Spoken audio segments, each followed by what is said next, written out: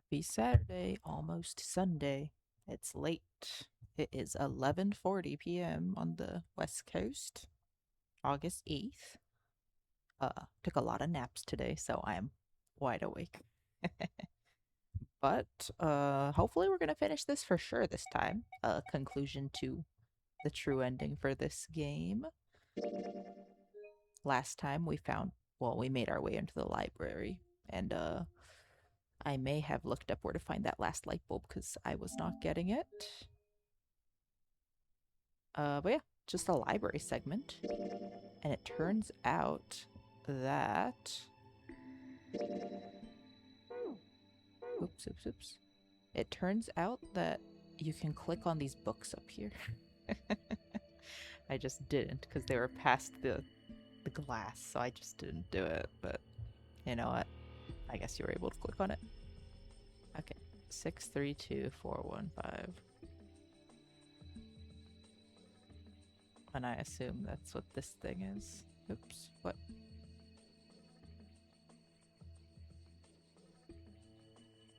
Oh, see, look at that. 632415. The hell is this? It's like they just gave us the answer. Well, let's go for it. 632415, if I remember. 6. Oops. 3, 2.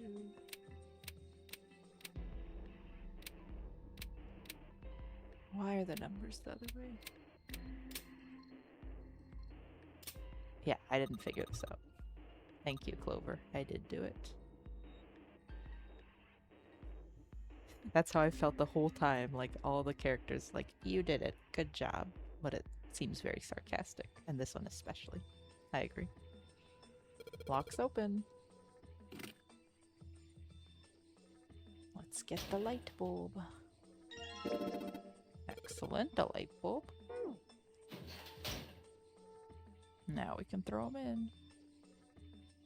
Okay, 3 lights. Change the bulbs. Awesome, it worked. Wait, another praise, thank you. They're very passive aggressive about that. There's something projecting on the bottom.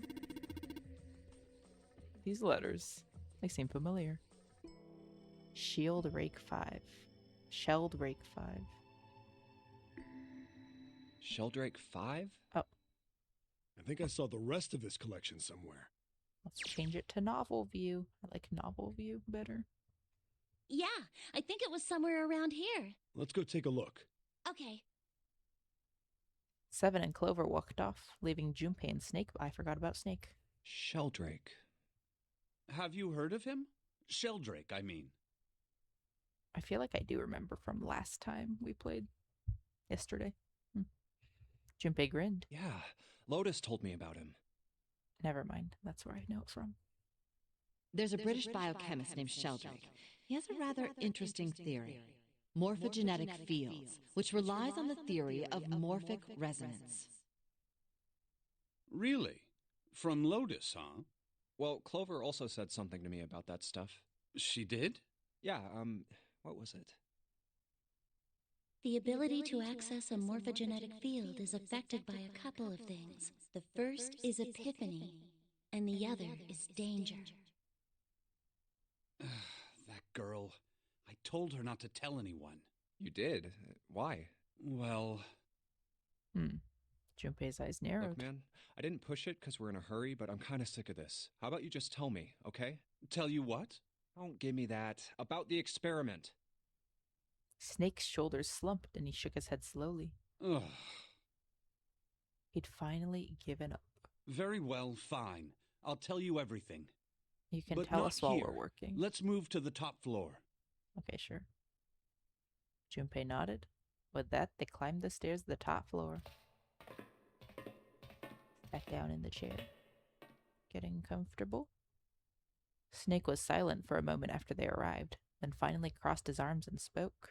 I suppose I might as well start by telling you why I kept quiet, and why I made sure Clover did as well. Because of Ace. obviously, probably. To be honest, the explanation is quite simple. Oh, wait, no, never mind. Zero's Santa, so never mind. Zero told me not to. I had little choice. Oh. He didn't walk up and tell me, of course. Okay, so in a roundabout way, just for Ace not to find out that they're in on it. He gave me a message engraved on a card. Snake reached into his sleeve and pulled out a small, stiff piece of paper.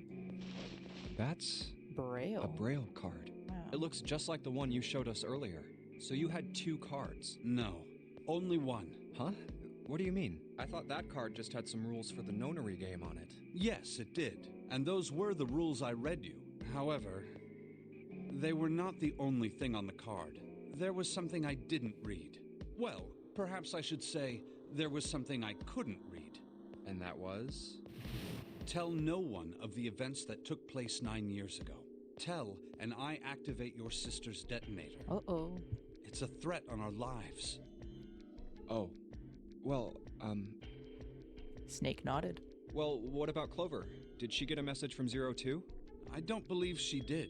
But doesn't it strike you as strange that Zero would shut my mouth, but not hers? Yeah. To be on the safe side, however, I told her it was best not to tell anyone. Still, apparently she told you. That girl. What's wrong with her telling me? I figured some stuff out with the things she told me. I mean, it looks like the whole activate her detonator thing was just a bluff. She's prancing around downstairs happy as a clam now that you're back. That's because Zero's preoccupied that he can't detonate it now. Snake glanced down at Clover and Seven, examining one of the bookshelves. That's very true. I've decided I can trust you. I've decided to tell you the truth. The chance that Santa is Zero is very high. I feel I can assume Santa doesn't have the time to observe us at the moment. And at any rate, even if That's he what were, I just said. I very much doubt he would kill us. Why? Clover told me about the 4-leaf clover, about the words. If he knew about that, then he was in my group during the first experiment. I'm sure of it. He wouldn't kill us, no matter what the situation was. Trauma bonded, yes. Snake paused and cocked his head, as though he was listening to something very far away. His superior hearing, that's right. His face looked dark, as though something was weighing on him. Hey, Snake? Junpei wasn't quite sure what to say. Snake turned and looked at him. Yes, I know. You want to know what happened during the experiment. Yeah. How much do you know? Clover told me about... I see. Excellent The recap. morphogenetic field in the experiments 9 years prior. How the experiments had taken place simultaneously at 2 locations, one being the ship and the other being a building in Nevada. And the girl that died during the experiment. She told you all that, did she? Snake looked down. His face was tight. A slight tremor shook his body, and he tried to hide it.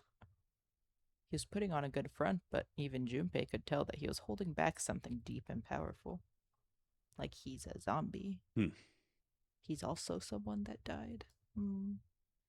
He made as if to brush something from his face and looked up at Junpei. At any rate, I now know how much you've learned. All that remains for us to determine is who did this and why, right? Yes. Can you tell me what happened? Yes. Snake nodded slowly. The people who organized the initial experiment were from a company called Cradle Pharmaceuticals. There were 4 of them running the show. Gentaro Hongo, Nagisa Nijisaki, Teruaki Kubota, Kagechika Musashido. Hongo was the CEO Looking of dapper. Cradle Wow. Pharmaceuticals. Look at that. Nijisaki was his right-hand man and did the lion's share of the planning. He looks like our Mr. X. The haircut. Kubota led the company's research and development division. His glasses point toward him being 9. Ace said he knew him. No idea. Musashido was their majority stockholder. It was these 4 people who planned the initial experiment. Let me simplify it for you. Hongo designed it, and Nijisaki put it all together. Oh wait, the guy on the right looks like the captain or something. Kubota developed the technology required, and Musashido provided the cash. Huh, so it's Hongo, Nijisaki, Kubota, Musashido. Junpei couldn't shake the sense that he had heard those names before. Of course, more than 4 people were required to conduct an experiment of this scale. To that end, they organized a top-secret team to assist them with their research. All in all, they gathered 10 people or so. Those 10 completed their team, and they were able to begin the project. They named it the Nonori Project. The purpose of the experiment was to research the prospect of controlling a human mind through sheer will. The vessel, I suppose you could say, for this control was the morphogenetic field. Huh. Why did the glycerin suddenly begin to crystallize? Why did the crystal structure of EDT undergo a sudden change? Why did the rats improve their puzzle-solving skills with each generation? Experiments with humans produced the same results. The more people who knew the answer to a question, the more there were who could answer correctly without having seen the problem before. Why is that? How could it happen? The answer is that the shape of the answer has been stored in a field invisible to the naked eye. And through that field, the resonant event transmits information related to that answer. That's essentially the idea behind morphogenetic fields. But that's just a theory. Can't bring yourself to believe it? Yeah. Let's say someone killed another person because the devil told them to do it. Whether the devil exists or not has no relevance to the murder. They believe the devil exists. Whether or not he does is immaterial. Son of Sam. So what matters here is that Hongo believed in the morphogenetic field. Also, I heard Son of Sam is just, he didn't actually believe in the devil. He was just trying to cover up his murders. That's right. Snake nodded. But I still don't get it. You said they wanted to figure out how to control people, right? That is what you were saying. Yes. So how are they going to do that with a morphogenetic field? I'll keep it simple. Let's suppose 10,000 people have solved a certain problem. The chance of you knowing that answer, even if no one has told you, will go up. Let's have another example, shall we? Say 1 million people were to do a handstand right now. Tomorrow, the chances of you doing a handstand would be higher, Why? even if you had heard nothing of this hypothetical Why? mass handstanding. Mankind's thought process and actions are all part of a resonant event. All of the resonant events encoded in the fields are projected onto you. Of course, this assumes you believe in this theory. Do you follow so far? Yeah. Now, if there was a person who had the same effect as those millions of people, what would happen? If that one person were to do a handstand, other people would find themselves wanting to do handstands as well. They're just very charismatic, Can you I guess. imagine what a person with powers like that would be able to do? I just watched Spider-Man. Jean Grey did this. Kind of. Not really. Well, she became more powerful throughout the movie. Come on, there's no way. I'm not done. Imagine another scenario. Imagine another person. This is an ordinary person. Let's say he does a handstand. What if there was someone who could grab the resonant event he created by doing that and use it to make other people do handstands? What would happen then? A person who has the power to write to the field, and someone who can read from the same. You could think of them as the writer and the reader, or the transmitter and the receiver. Alan Wake. What would the world be like if there were people with abilities like these? Maybe the Remedyverse is built on morphogenetic fields. Junpei thought about it for a moment. So the transmitter's resonant event can be transmitted through the field and sent to the receiver. Control resonance? The resonant event? I think there are ties here. And then the transmitter can control the receiver however they wish. That's what you're saying, right? Yes. Close enough, at least. Come on, that's just crazy. Well, if you want to prove that, then you'll have to test it first. At least, that was how they thought. That was why they decided to do their experiment. That was how the Nonori Project began.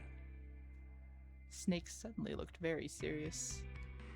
By the way, Junpei, have you ever heard of the Gansfeld experiment? Jog my memory, please. Junpei cleared his throat and tried to act calm. Yeah, that was an experiment in telepathy, right? You place a pair of subjects in separate rooms. Then you show one a picture and ask the other what they see. Interesting. I'm impressed. Yes, that is exactly correct. So, why did you bring up the Gansfeld experiment? It was used to screen subjects for the Nonary Project. The hospital in a remote town was affiliated with Cradle Pharmaceuticals. Hongo used it to conduct experiments on visiting children in secret. Some of them, he found, had potential. He began to gather children that showed promise. Children that seemed as though they might be able to access the field. Of course, none of them volunteered. They were kidnapped. His face barely moved as he spoke. There were 9 pairs of siblings taken, for 18 children total. For reasons that were not fully understood at the time, each pair had 1 transmitter and 1 receiver. They were split perfectly. As such, the 18 children were split into 2 groups of 9. The children who were put into Group Q were the ones who excelled at transmitting. They were transferred to the mock experiment building known as Building Q in the Nevada desert. Ooh, Clover is gifted. The children who excelled at receiving were put in Group A. Group A was then placed on the former hospital ship Gigantic. From the experiments he had conducted so far, Hongo had learned the following. There are 2 things that can increase one's resonance with the fields. The first is epiphany. The other is danger. Have you ever been faced with an especially difficult problem and thought about it very long and very hard until finally an answer suddenly appeared in your mind? It may seem obvious to say so, but that is what is meant by epiphany. The information obtained through that epiphany can be easily transmitted through the fields, where it can be easily interpreted. Adding danger to that equation allows for even easier field access. That's where Hongo came in. They set up a number of puzzles across the Gigantic. The participants had to solve each one before they could move to the next room. Of course, he hadn't forgotten to include danger. He had detonated a bomb on the hull of the Gigantic. The children in Group A were forced to play the Nonary game as the ship sunk. By forcing the children into a life-or-death situation, Hongo hoped to increase the likelihood of their tapping into the fields. The children from Group Q, on the other hand, were confined to the mock experiment building, Building Q. Okay, you know what? If they're sibling pairs, it's probably Zero's, Santa's sister that died. You know what? Yeah, that makes sense. Building Q duplicated the interior and puzzles of the Gigantic exactly. Every detail was exactly the same. Hongo explained the situation to the children in Group Q. Solve the puzzles you find throughout the rooms. When you have the answers, transmit that information to the children in Group A. If you succeed, they will be able to solve the puzzles and escape. But if you fail, then the Gigantic will sink, and your brothers and sisters will drown. Those were his orders. Do you know why the astronauts of Apollo 13 were able to return to Earth safely? Communication. And they were smart. It was because NASA had access to a replica of the Apollo 13 capsule. You know what? Yeah, I watched that movie. With Tom Hanks, I think. I don't remember. All of the equipment, the instruments, everything. All of it identical. Everything was just like the real Apollo 13. NASA was able to replicate the situation the astronauts found themselves in. By putting themselves in the same situation, they attempted to solve the problems the astronauts were dealing with. Once they found solutions, they reported their findings to the men aboard the actual capsule. That was how they were able to return safely. That was a good movie. I think it might still be on Netflix. It was the same with the Gigantic and Building Q. If you haven't watched it, I recommend. The children from Group Q had to use the power of epiphany to solve the puzzles they found and transmit what they learned through the fields. The children in Group A, however, they had to access the fields to learn how they might advance to the next stage. That is the simplest explanation I can manage. Snake sounded defeated. His half-hearted attempt at derision served only to show how much the story had affected him. Huh. Just as Junpei was about to speak, Hey, Junpei, Snake! How much longer are you two gonna sit around on those bony asses? Get down here already! Seven's voice echoed up from below. Snake took a deep breath and blinked rapidly, as if just waking up from a long nap. He's right. I also woke up from a nap earlier. Let's go, shall we? We don't have much time. We need to get out of here, and soon. Snake headed for the stairs, but Junpei put out an arm to stop him. Hold it. There's one more thing I want to ask you. Hmm? Are you sure that there were 18 kids? Why? Well, I thought it was only 16. Why? Oh, yes. That was what they said on the news, wasn't it? Oh, Yes. I I don't have no remember the doubt that news. 18 children were abducted and used in Hongo's experiment. Santa went unaccounted for. After all, you couldn't exactly play a nonary game with any less, could you? Well, yeah, but are you saying that the news got it wrong? Yes, I am. There were 2 more children.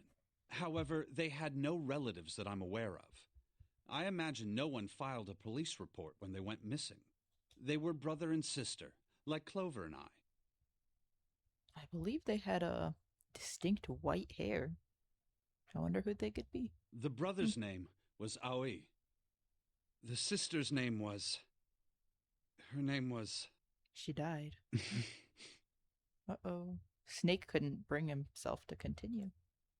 Looked as if what he was about to say brought him great pain. Her name was Akane. What? What? That was the girl who died. What? Junpei felt as if he'd been punched in the stomach. His vision went blurry and his head felt light. Akane Kurashiki died Who's the imposter? What? 9 years ago? Then, who is June? No. That's impossible. Her wristwatch was weird. It was the number 6 one. That was the 0. And she's been very suspicious because, you know, childhood friend. That also has seemingly nothing wrong with them. You know what I mean? It can't be true. Akane isn't that uncommon of a name. Yeah, maybe this is a subversion again, though. This game's subverted a lot of expectations, though. Who knows? If Snake had known her last name, that's a different matter entirely. So they share a name. A lot of other people do too. It doesn't mean anything. It was someone else. Of course it was. It has to be. Junpei shook his head hard and pulled himself back to reality. There went gravity. Is something wrong, Junpei? Your breathing sounds strange. Then Snake had noticed. Junpei cleared his throat and tried to act calm. Oh, no, it's nothing. I'm fine. I feel like if Junpei was good childhood friends with Akane, like he'd know she'd have a brother, I feel, so... I mean, if that didn't trigger it, maybe it's not her. I don't know. Let's get back down there, alright? Snake raised an eyebrow but said nothing. He headed down the stairs, Junpei bringing up the rear. I couldn't do it. Why didn't I ask? What's her last name? I just couldn't get the words to come out. With every step he took, the cold, hard sound of feet against metal dug at his heart.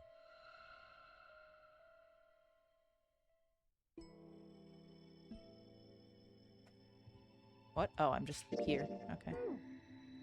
Did we find the book? Oh, do I have to look for it? Dang it. Alright.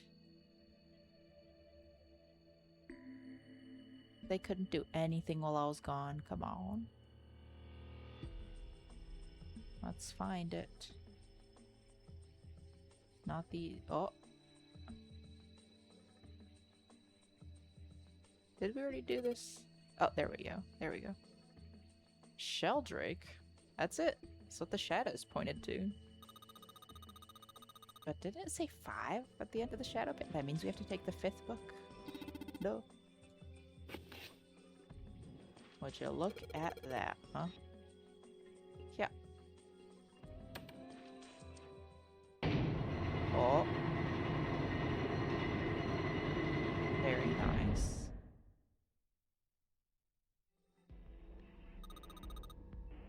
What was that noise? Sounded like something really big was moving. It came from the top floor. Let's go. My minions. Where is it? Ooh, which door? That's the question. Go left. As gamers do. Oh my god, that scared me. It's not budging. What about the other one? Oh, wait, what about this though? Oh. What's this? Final Fantasy? What are these? Output monitor. What are we typing? We're gonna have to do Roman numerals. Okay, okay. No. What is Snake doing? Trying to figure... Oh, okay. 13, 14, 10. Oh, we're doing stupid. What is it? A is 10, so that's what? A, B, C. So D, E, A, D. Ooh. Okay, okay, fine. I figured it out. No need to give me hints. Alright. Why is the space button the enter button, though? That's so funny. I did it. Yay.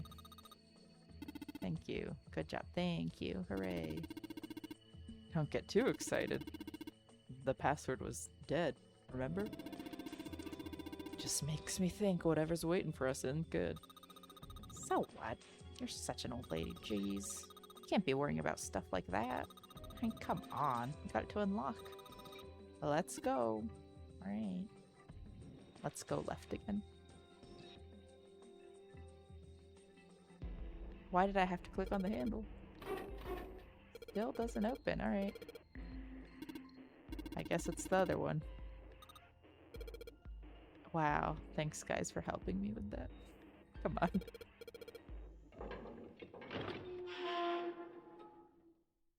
Was the game that unconfident? Like, it didn't think I'd figure out to use the other door. Come on. Come on. The door opened. And Junpei and the others leapt through it. They All love right, leaping this through is the doors. next. Just as Seven was about to finish his sentence, their attention was drawn to something bloody. Oh, never mind. Metal on metal once again. Wow. Ugh, the door! Another puzzle. They spun around. The door they'd just come through had slammed shut. Did that just close on its own? Don't tell me we can't go back. I don't know. Let's see. Junpei grabbed hold of it with both hands and pulled with all of his strength and threw his back out. Damn it. It looks like it locks automatically. Is there any other way out? Well, there's another door over on the right. There's a card reader next to it. It's got a red light on it, though, so I'm pretty sure it's locked, too. But there is a card reader, right? Yeah. Then perhaps if we find a key card, we could open the door and leave? Well, yeah, that might work, but... Hey! Wait a minute. Are you saying we're gonna have to search through this room for one little card? Oh, man. They took a second look at the room they'd found themselves in. It doesn't look that bad, just a little cluttered. It was filled with piles upon piles of all manner of things. The only word that could describe it was chaotic.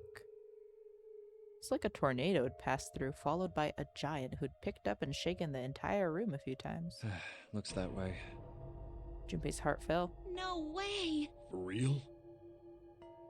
Clover and Seven looked as though they were about to cry. Well, we can sit down and wait to die, if that's what you prefer.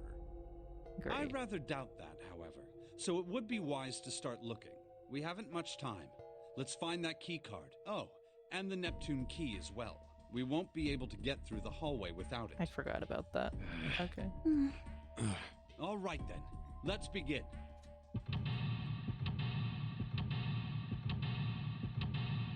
Oh my god, 5 areas to look through?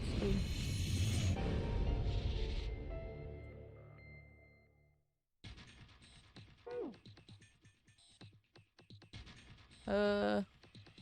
Let's start in the first area, sure. piles of crap. It's so messy, I have no idea where to start. Some of this crap looks familiar.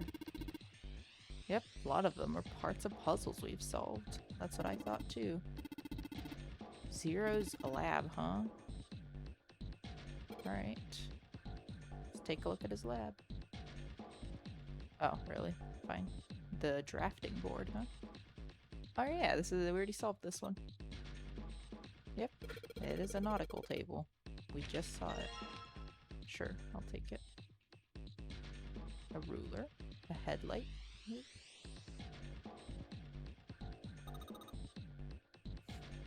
Look, Junpei, the rust on here looks like Elvis's face.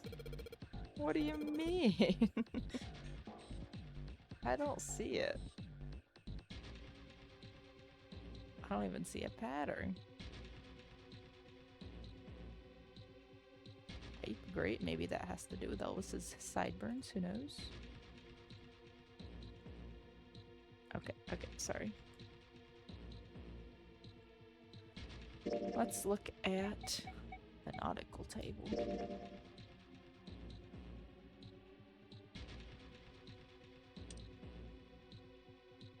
So it goes to San Diego, huh? Alright. Let's go look at these. Beep boop bop. Control panel, huh? These buttons have a puzzle. Okay. 15 cells here with numbers and letters? Let me see that. Aha. Whenever you touch a cell, the ones next to it turn on or off. Just gotta use that to make the all cells on the right and bottom green. Can I just mash? Oh, she found a paper. I will look at it.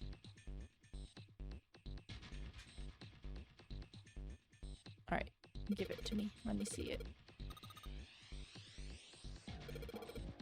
Alright, let's take a look at that paper. Let's take a look at that paper. Come on.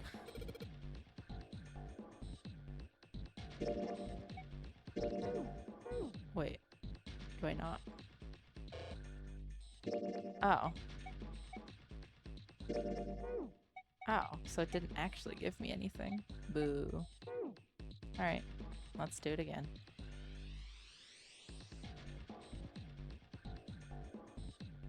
Okay. One more time, sure. So what? Oh, we're trying to figure out the value for D or something. What? Oh. I see. Oh no, they're not lighting up. Wait.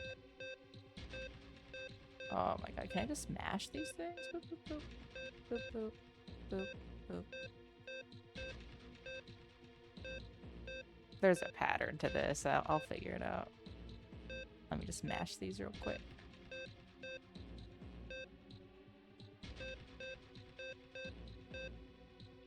Oh, okay. I get what it's doing. Alright, so this is these three.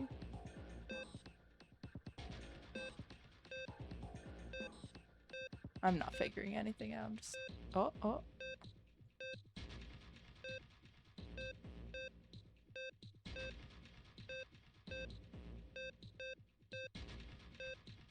Dang it. I feel like honestly clicking eventually will get you something, honestly. Boop, boop, boop, boop, boop, boop, boop. Maybe I'll actually think about it. I'll think about it. Just... I've never been... Oh! What? I can't just fill all of them out. Come on. Okay,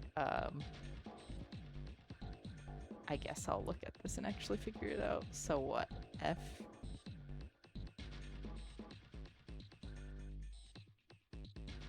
plus 6 equals L. And I assume they're supposed to add up to 9, so I'm just gonna say F is 3, honestly. Okay.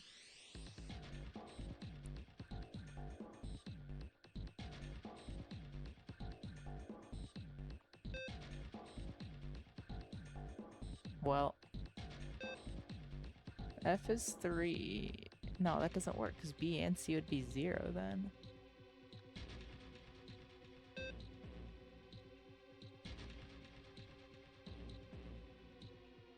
Oh no, it does work. Okay, okay, yeah. How do I get them to repopulate though? Okay, so. Alright. What? No, that doesn't work. 6 plus 4 is 10. That's 1.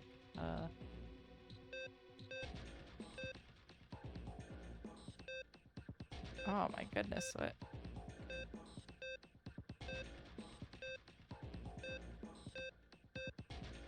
Boo. Give me another hint. Oh wait, no, there was a hint button. I should look over the instructions, yep. Give me a hint. Oh. Oh, dang it. This literally tells me. Okay. F is 15. Okay, so what? 15 plus 6 is 21. So we just have to make the L's equal 21. So what? 9 plus 11 is 21. But that's not correct.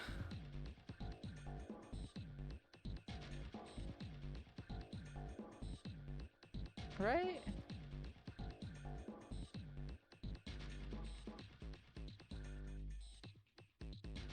I don't get why this is incorrect then. Oh, oops, no, stop. Plug in a number for each letter, yep. Let's get that hint out.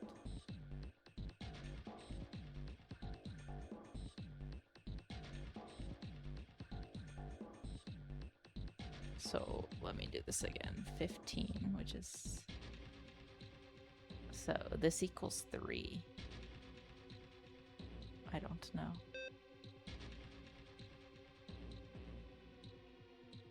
C equals 12, so...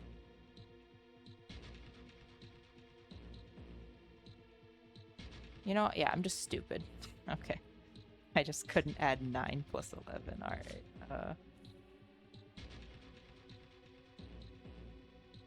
So they do all have to equal 21.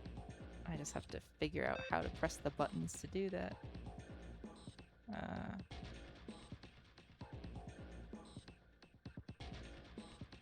What's D? 13.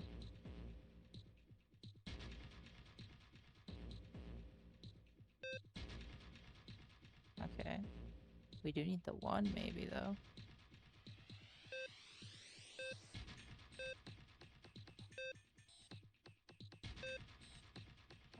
Shoot.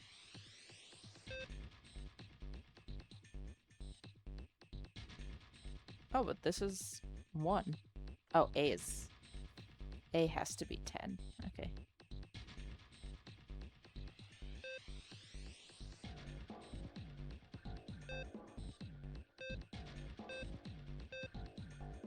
Shoot.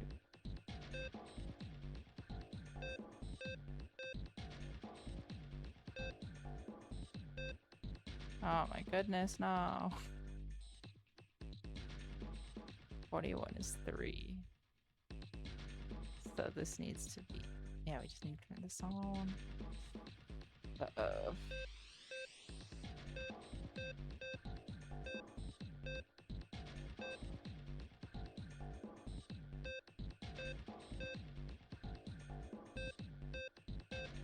I've never been great at these games, oh my goodness.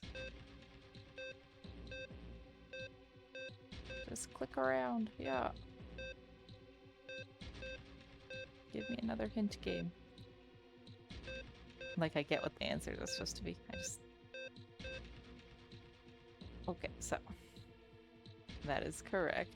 We don't need to touch that. We do need to touch this. Oh my goodness.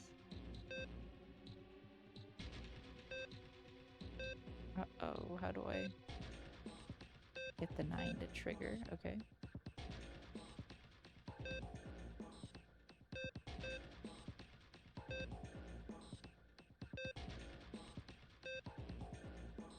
Oh my goodness, we're missing some. Okay. And get the D out of here. Dang it. Get the D out of here.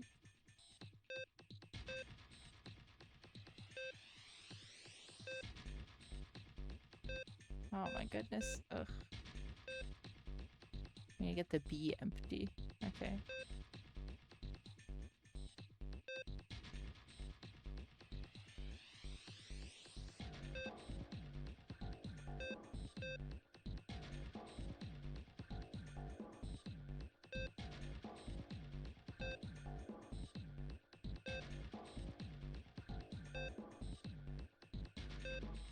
Oh my goodness. Ugh.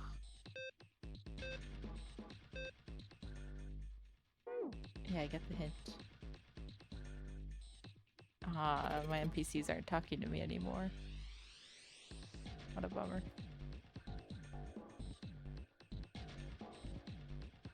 So, we can't have this and we can't have this. I feel like everything else is good, but we just can't have these two here. So, one.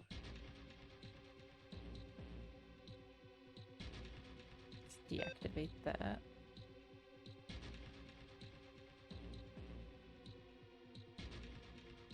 Activate. Activate. Oops, no. Activate.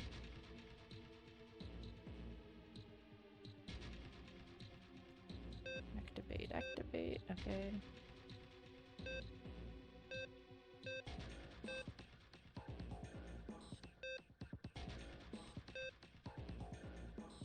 And activate that.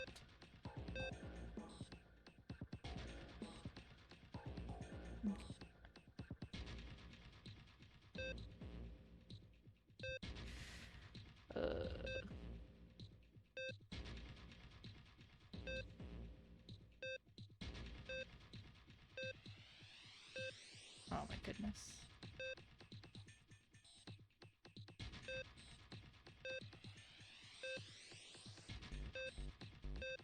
I wish the B would stop. Okay.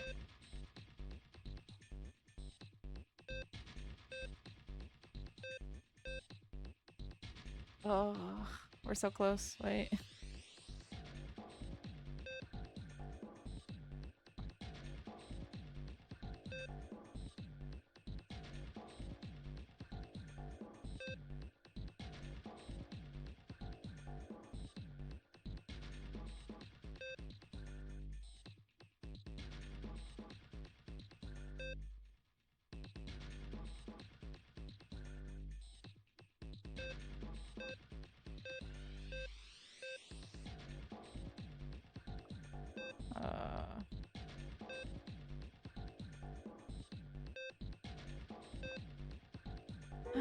Let's just do something else for now.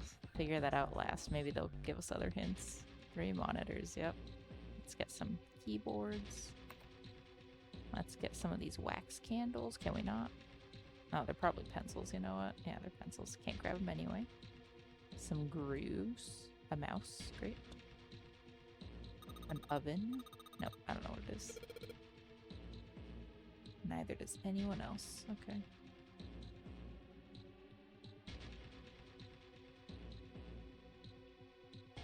The compass. What? He solved the puzzle. I thought she was here for this. Oh, I thought she was here for that puzzle. The same thing.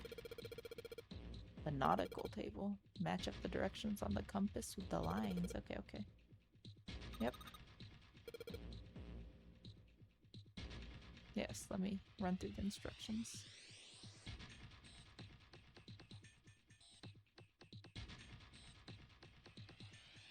Okay, let's do it. Oh my god, has this done it this whole time? Like, could I have clicked this on the other puzzles too? Ooh. That'd be nice. So what? Let's go south first, I guess. Oops, wait. Can I reset? I'll just do this. Okay, okay. South.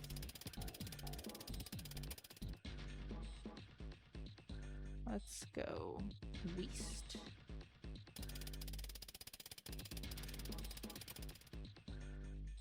And then southeast.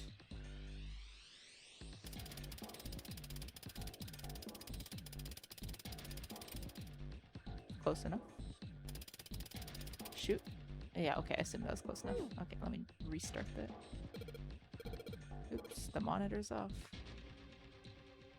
Alright, yep. Let's do it again. Okay, south.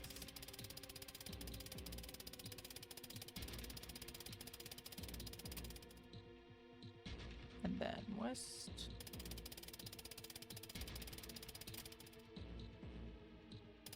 Southeast.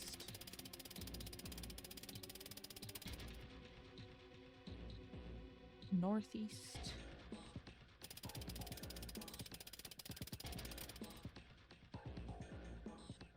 East.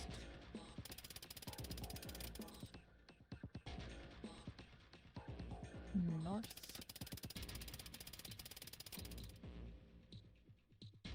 And east again, I guess. Alright.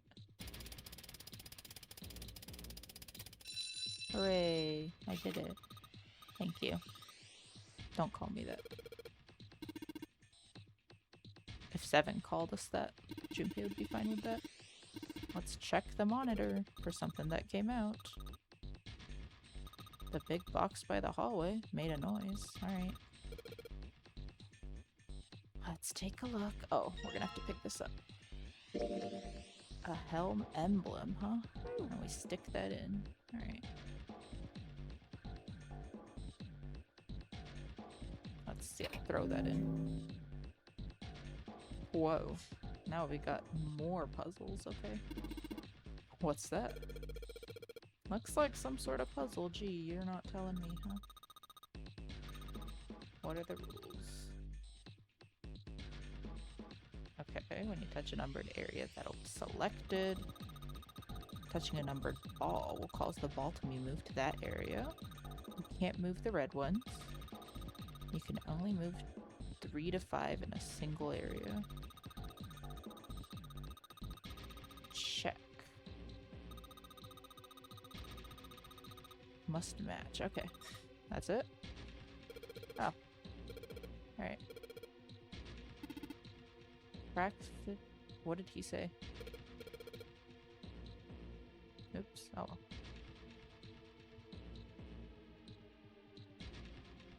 What was it? 3 to 5, so it's just like a room, right?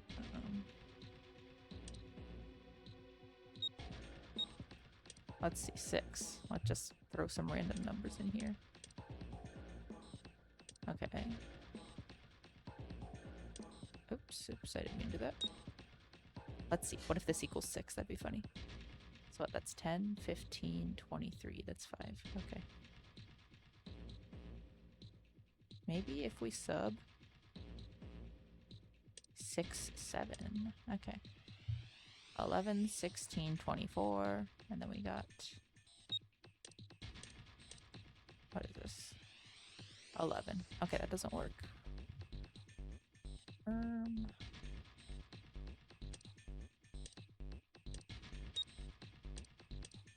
Let's move the 5 here. Try to make what? 12? Okay. 5 plus 6.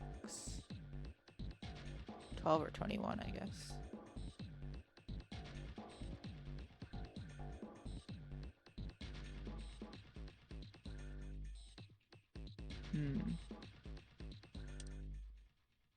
14, 19, 21. Okay, let's see if this works. Oh, that's 15. No. Oh, wait. No, it's not even 15. It's 14. Okay.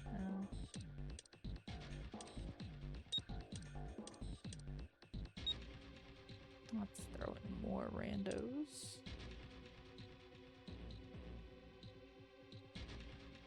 What does that have to be? 15.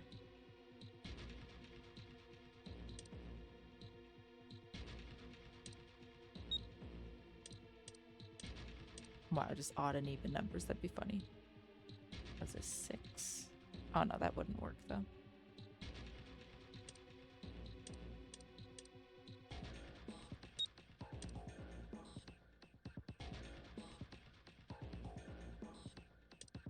What if we do 8, 4, 3?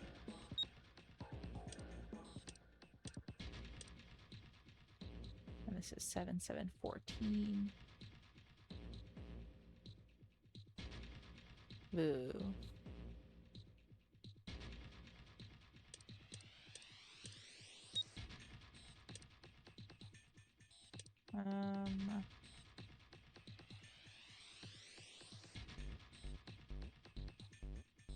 What are we saying? We're saying 15 for this, okay.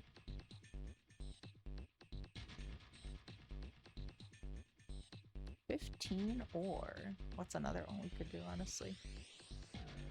24, I guess.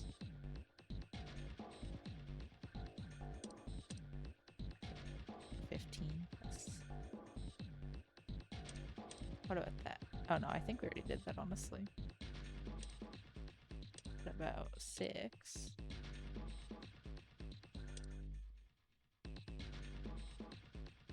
I'm kidding. What is it? 3. 9, 11. Okay.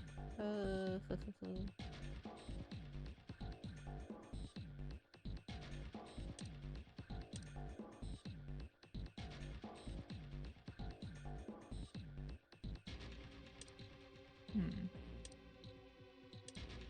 13. 15. Did I already do this? I don't remember.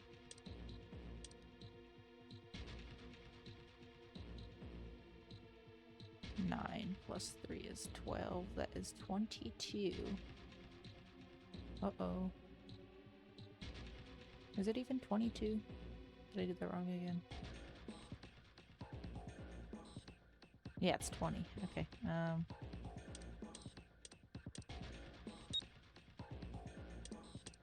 What if we do 3, 4, 7? 7? No, 7. 2. Oh, wow. That's hard, actually. Without having a set strat.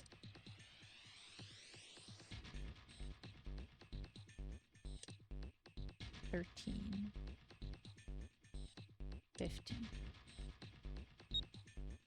And no, that'll still be an even number.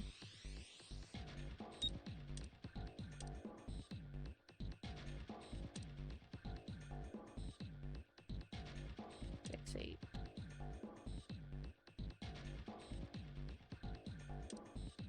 5.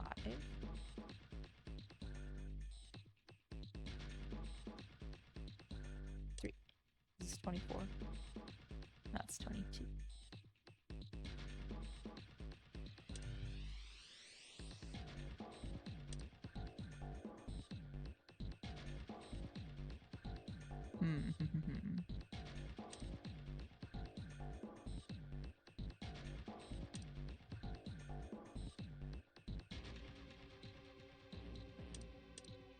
Let's do 7.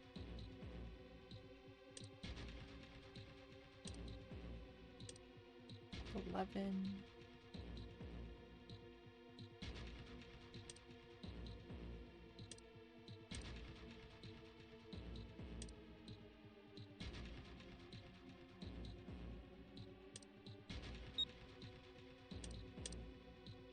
Oh my god, I double clicked. Okay. Oh man. Let's reset. Oh, I could just reset this whole time. Dang it. Let's throw in some odd numbers.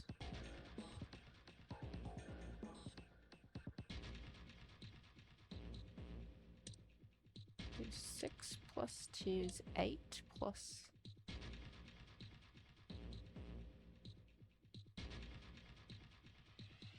4. 12. Okay. 8.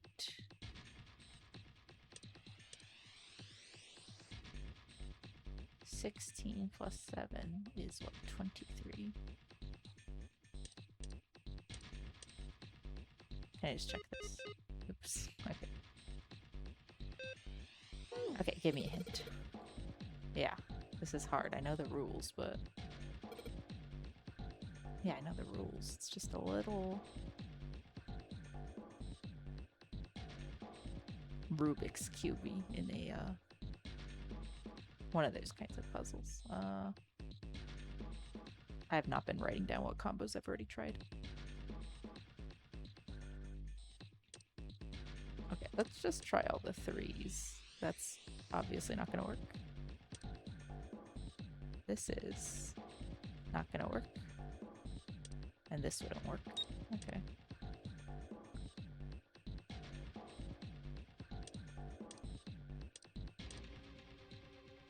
It's 5, 9 plus what? 9 plus 6.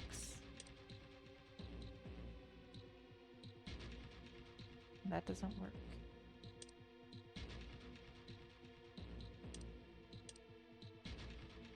What about 2, 4, 5? It's 9, 11.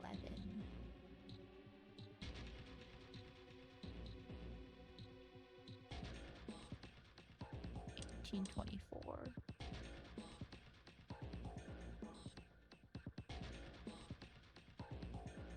Oh yeah, it can only have 4.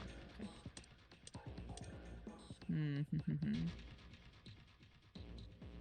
Maybe I'll leave this. I'll leave this for now. Okay, okay. Let's do this one. Okay, more dots. I did see something like this with Morse code. Dots look like the dits for Morse code. There's 2 dots on the first line, 4 on the second, 1 on the last. Oh, right. You can't see. Okay. Alright. Maybe I ought to run through what instructions. Tap the button is dit, hold the button is dot. Okay. Great. Oh my god, I have to look at the pattern.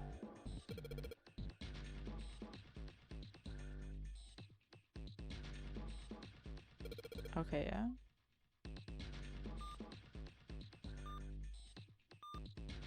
Oh. So 1, 2, 3, 4, 5. Oh my god, this is gonna take forever. Let me just find a hint somewhere. Oops, oops, no, no, no, no, no. Go back. No. No, stop. Okay. We're gonna find a hint for that. Oh, go away. Oh, that's that computer. Some piping. A pipe, yep. I'm sorry, I keep clicking on it. Oh, is this a hint? It better be. Give me the hint. 3 sheets.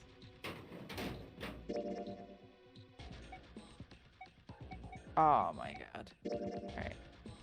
3 Morse code charts. A to I.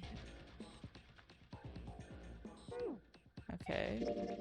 J to R.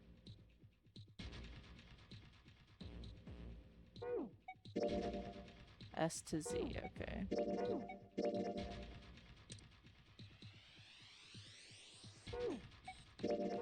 Okay, okay. So there's hint number 1. Hopefully we'll find more in this pile of junk. I feel like we're not gonna find anything in here, based on what they're saying. Alright. Let's deal with this area later? No. No, let me deal with it right now.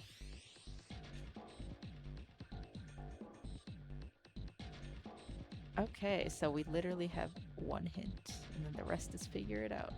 I guess there's no hints really required, it's just... If I click on this, will it let me access my files? Alright. Oh, it does. Thank you, thank you. Oh my god. What about... Let's think of like a in-game thing that could potentially be... like dead or something. San for Santa. I don't know. Oh, wait, no, we could do process of elimination, because this one only has 2. That's 4. That's 1.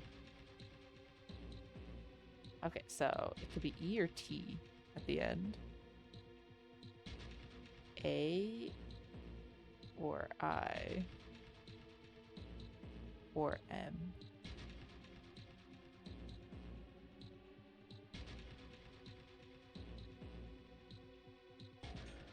Okay, A. Okay, let me write this down. Okay. This one seems solvable. By process of elimination. Okay. So. My phone's dying. No. So we got A, I, or M as the first one, right? Or N.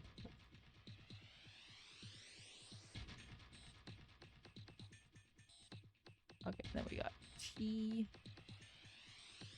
or E is the last one, okay.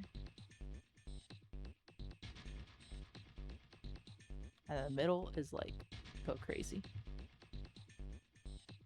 We got E, C, F, H,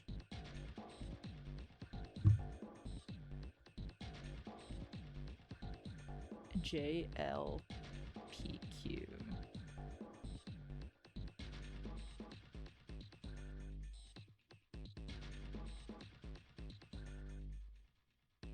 And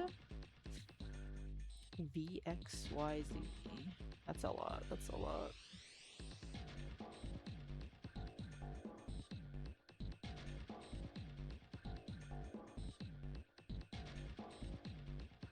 So we got no vowels in the middle, actually, so... No vowels and then no consonants in the first row. That would make sense with the consonants in the second row, honestly, so I feel like the first letter is either I or A. Abt, act, aft, act, act. Okay. Abe, you can make Abe Lincoln, Ace. Oh, it's probably Ace. It's probably Ace. It's gotta be. Just contextually. Let's do that. Let's do that. AC. Okay.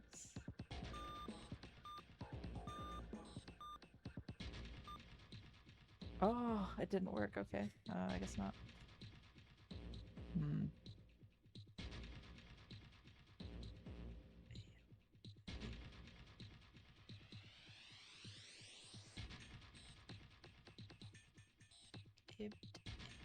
It could be ice, honestly. It could be ice. Let's try ice.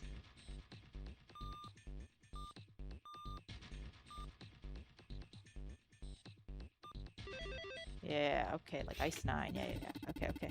Contextual clues. Very good, very good. That's fun. The answer was ice. Because he can hear the Morse code, probably. Yeah. Another noise. Let's go take that shield, huh? There it is. Green. Maybe it makes it easier to solve, honestly, the more we throw in there. Probably not. Because it's a separate puzzle entirely. Okay, let's just stick it in the... There you go. What? Steering wheel's in there. If I want to give the puzzle another shot, then the keyboard needs to be... What? Can I not throw this in? Oh. I guess. I have to do the puzzle first to move it? Yep, it's a mouse. Squeak, squeak. Wow. A lab mouse. Alright. So I have to solve this puzzle? Alright. Yeah, I know how to do the ball puzzle. Okay. 3 to 5 balls in a single area.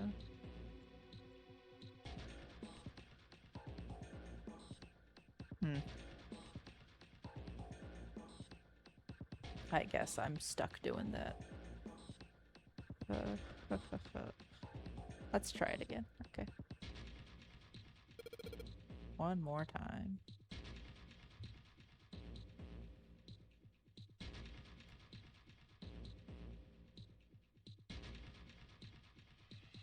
Hmm.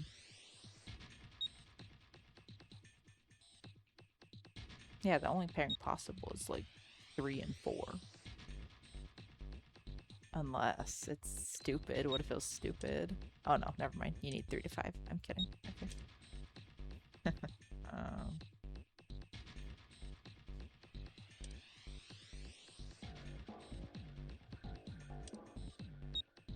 3, 4, 5.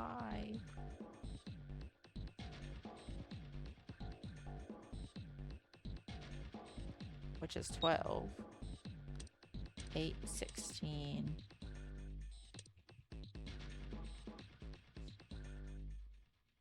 What's that? 23.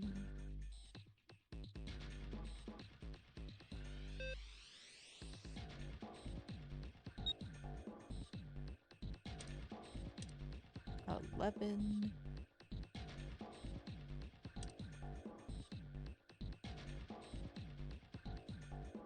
Hmm.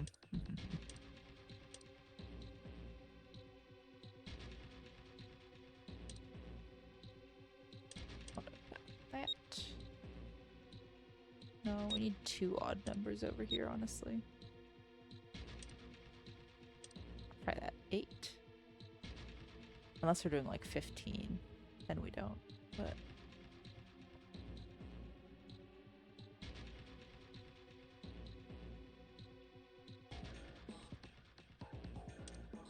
let's try 15.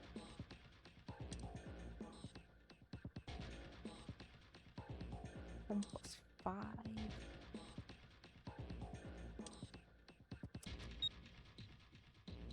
Oh wait, no, but then this wouldn't work. Ooh.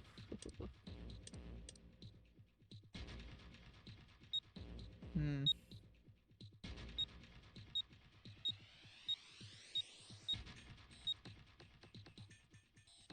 I wish I'd been writing down all the stuff I've been doing. Okay.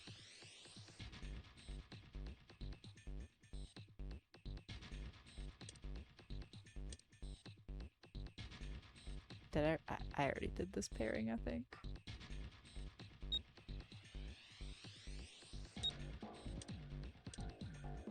Uh,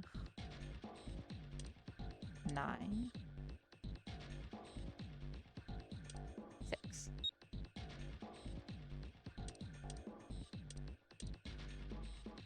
What is this? 10, 20.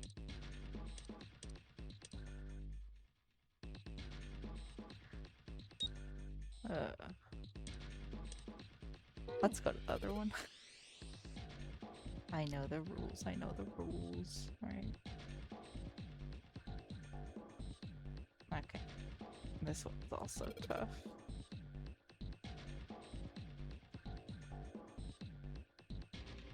$21 and 10, but okay, this one we just need to isolate the D and the B to leave.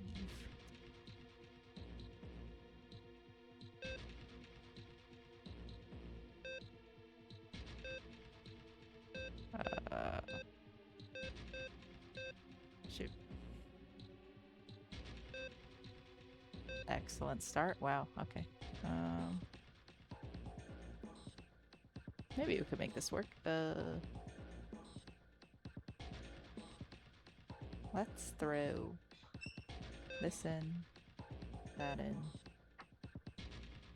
Oh, the 4 is gonna disappear.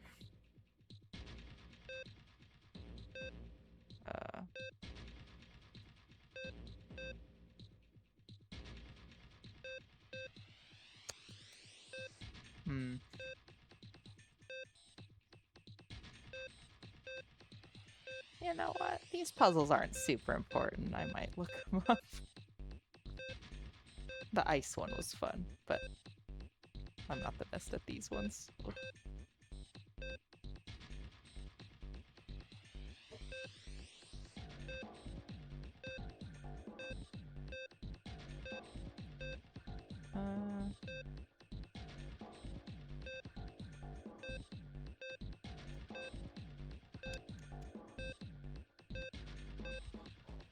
Okay, I might just look at this one.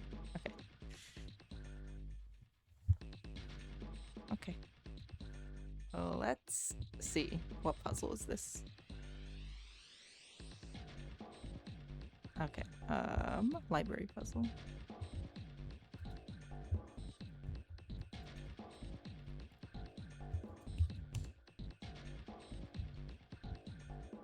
Thank you, IGN. Let's take a look. Give me a quick answer, please. IGN sucks. It keeps freezing. Okay.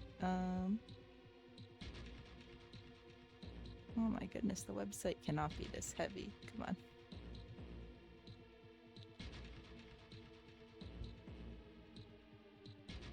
Family Guy ad, thank you.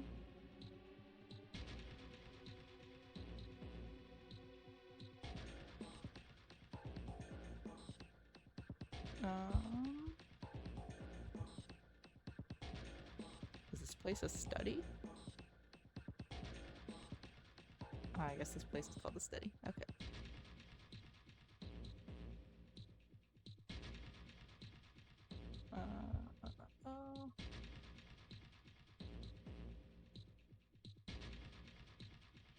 Okay.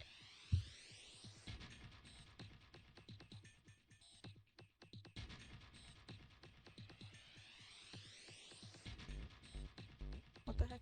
Where's this puzzle? I found.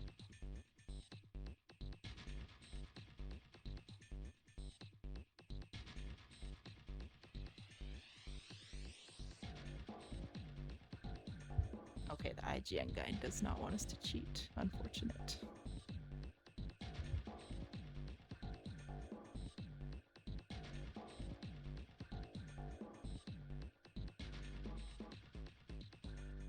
You know what though? I found the puzzle solution to the other one, so let's do the other one first.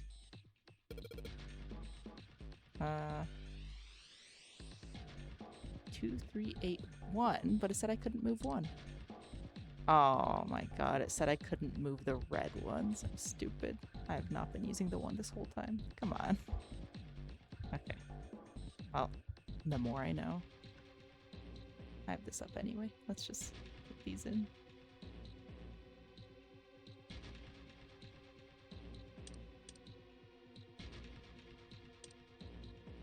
Hmm?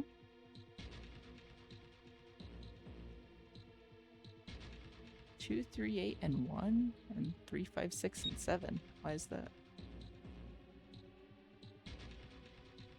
Is that a typo? It might be a typo.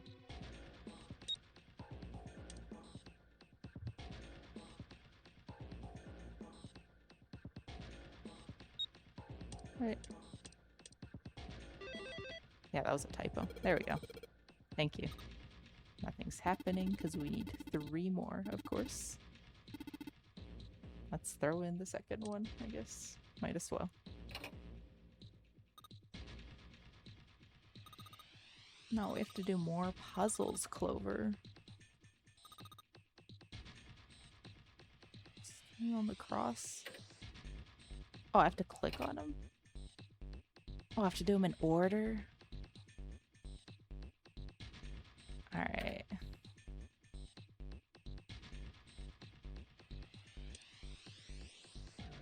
Huh, okay.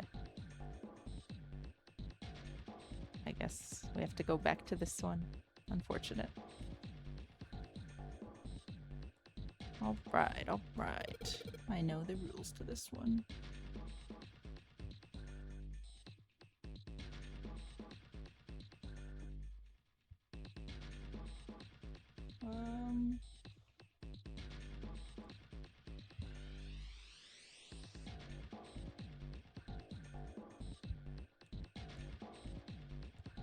Let's look somewhere else.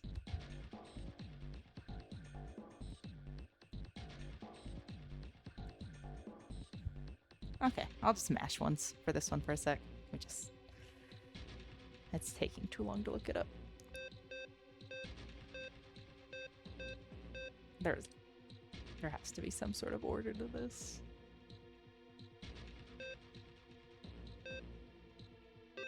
Oh my freaking god. Okay. Lucky, lucky. I'm not smart. I was mashing, but thank you, Clover. Thank you. Thank you for your patronizing comments, everyone. Just what he would have expected from me. Alright. Let's pick up the shield. What? A noise from somewhere else? Metal on wood. I guess there can be somewhere else that popped open. Something over here, perhaps? Nope. Something over here? Nope. Anything over here? Nope.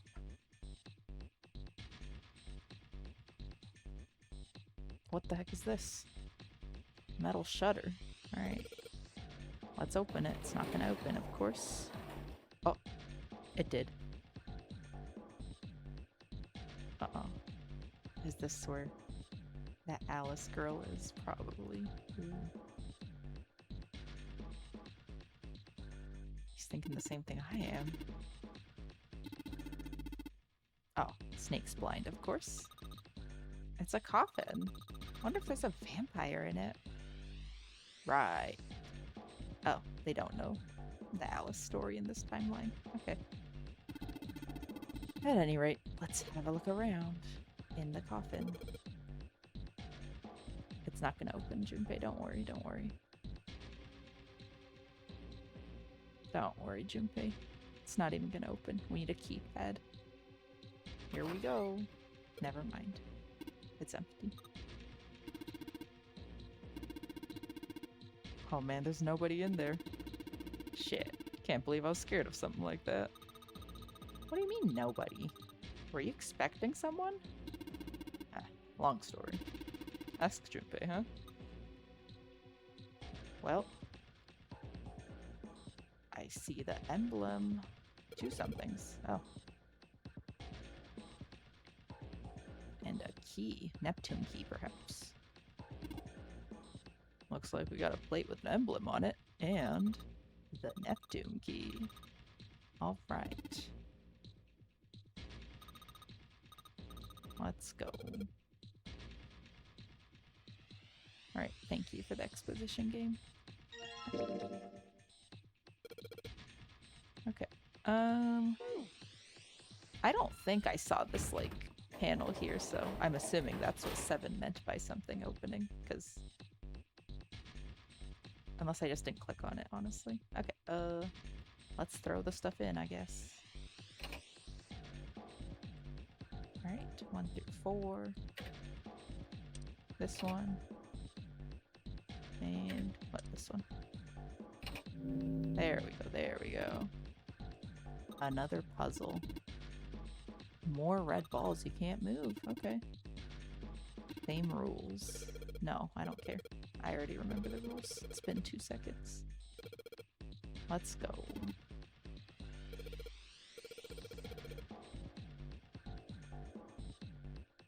This is what I was trying to do this entire time, last puzzle. I didn't see the one wasn't red. Okay, okay. This shouldn't be bad. This should just be 10. So what, like... Let's do that. 7. I'm just pressing numbers for 6, 7. Great. What's that? 17 plus 8. There we go. Wow, to think, if I didn't misread that first problem, I probably could have solved this much sooner. Oh my goodness. 2 left. Let's go. Is it this one? Nope. I'm just clicking on, I know the indentations. Okay, there we go. Same puzzle, same puzzle.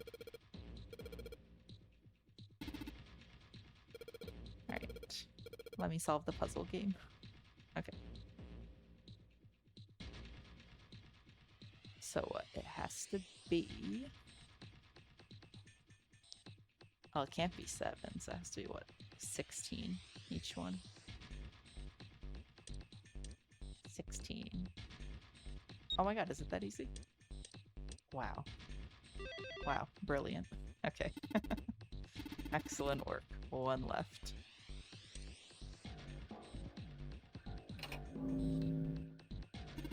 Okay, this one should be easy if it's like blocking out so many of the bubbles. Okay. Alright. 8 and 9, I assume. Oh. This one's probably 9, honestly. Oh wait, but if it has the same rules, I can't really do this. Because each one has to have 3 to 5. Oh, you know what? I'm stupid. There we go. Oh wait, no, I can't. Each one has to have 3 to 5.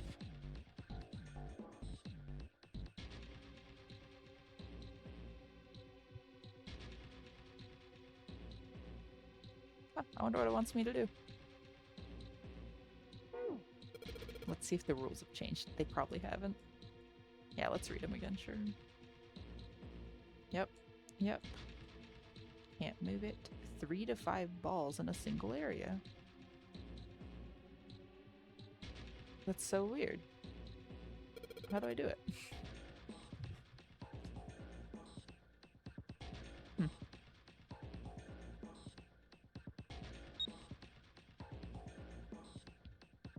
Because this one is 6, 11. Technically this should work, but then the 8's on its own. Yeah, of course, of course. What does it want me to do, though? Yeah.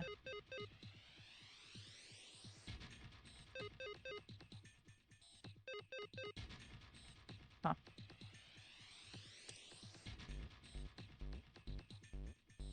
What happens if I add all of them up, though? 9 plus 8. 17 plus 7 is 24, 26. What if I just throw all of them here?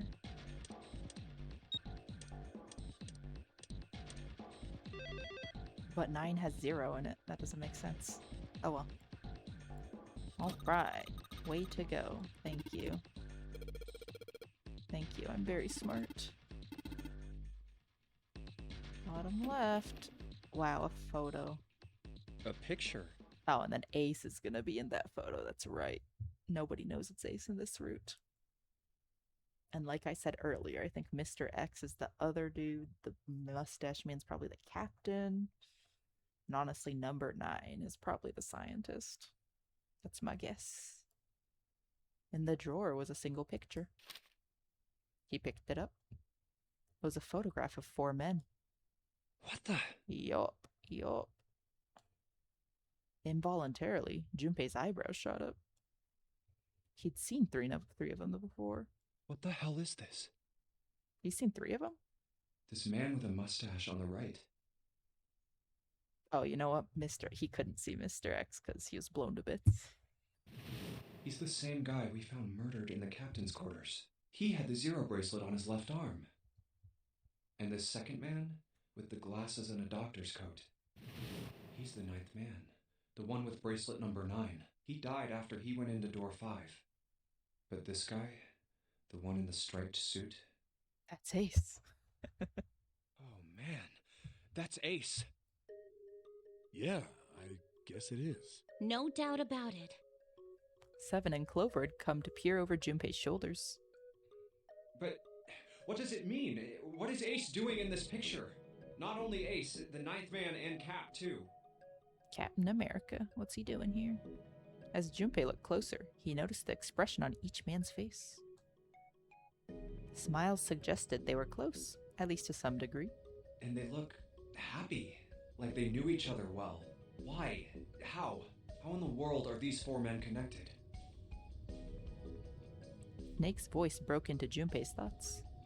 You say Ace is in that picture? Yeah, it doesn't look like it was taken recently, though. Ace, the 9th man, and Cap all look about 10 years younger. 9 years younger, huh? Ah, so the 9th man and the man you found murdered in the captain's quarters are also in the picture? Yeah. Is there anyone else? Or are there only 3 people in the picture?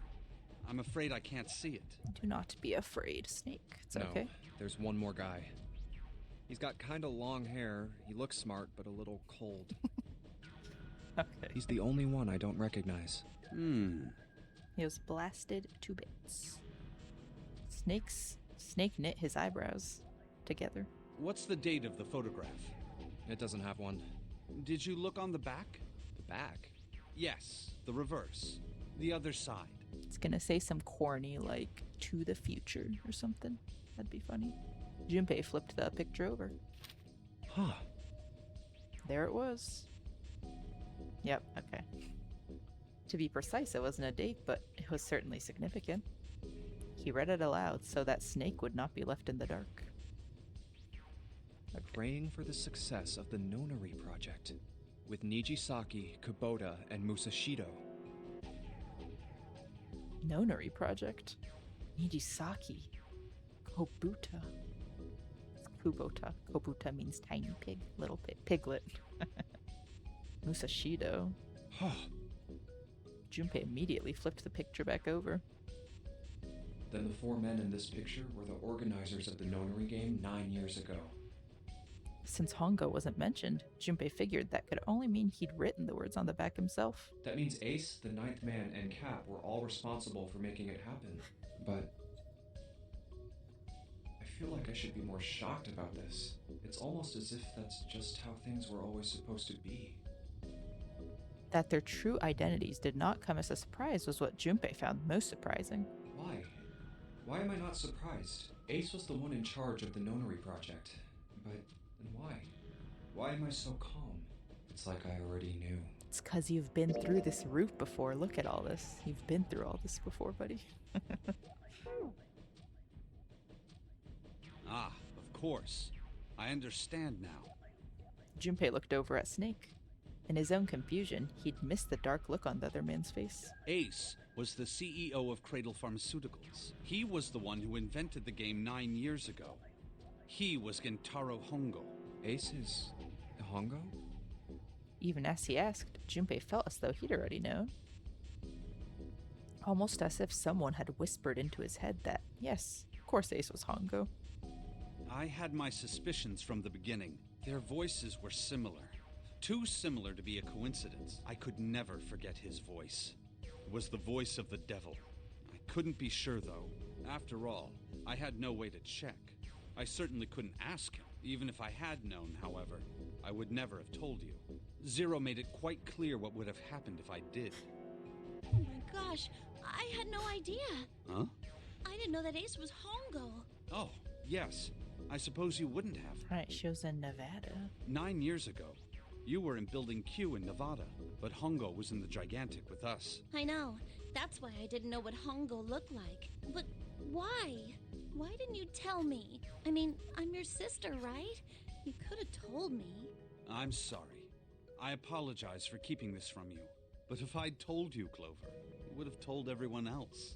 You would have blown up. And if you did, then I would have been forced to tell them about what happened 9 years ago. I had to prevent that.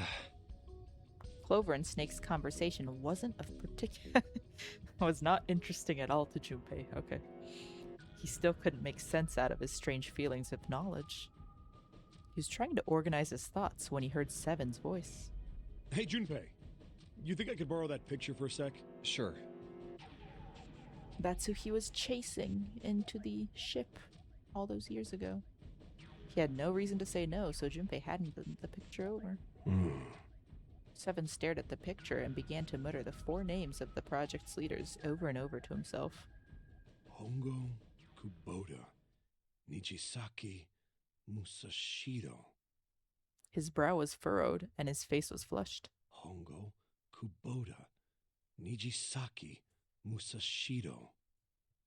He chanted their names to himself, pacing back and forth across the floor. Hongo, Kubota, Now we get Nijisaki, it. Musashido. Yeah. Seven shouldn't have known their names. Or should he have? After all, he hadn't been there when Junpei and Snake had spoken of them in the library. His cop work is coming back to him. As Junpei watched him pace, it was clear that he did know them. Hey, Seven, do you... Shut it! Just be quiet. His eyes were red, and Junpei could see sweat beginning to bead on his forehead. I'm this close to remembering. This close. He was sweating heavily now, but his lips were dry. You know what? Zero probably had to, like, wipe his brain because he knew too much, too. And then he'd ruin the game. Hongo, Kubota, Nijisaki, Musashiro, Cradle Pharmaceuticals, Nonary Project. Then he stopped. Seven set down the picture and looked at the red light near his feet.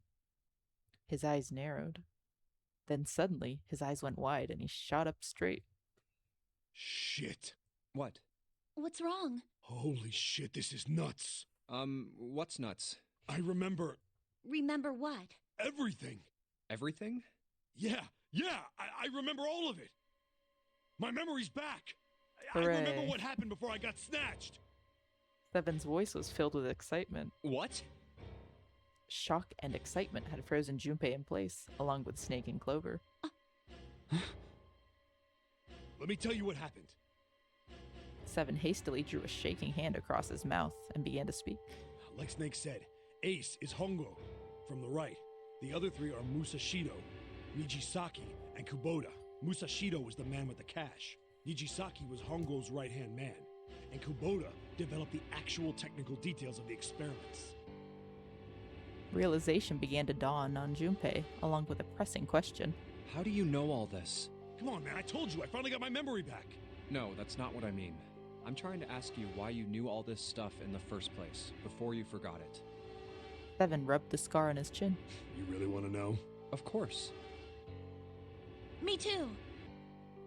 Snake was the only one who didn't voice any sort of agreement.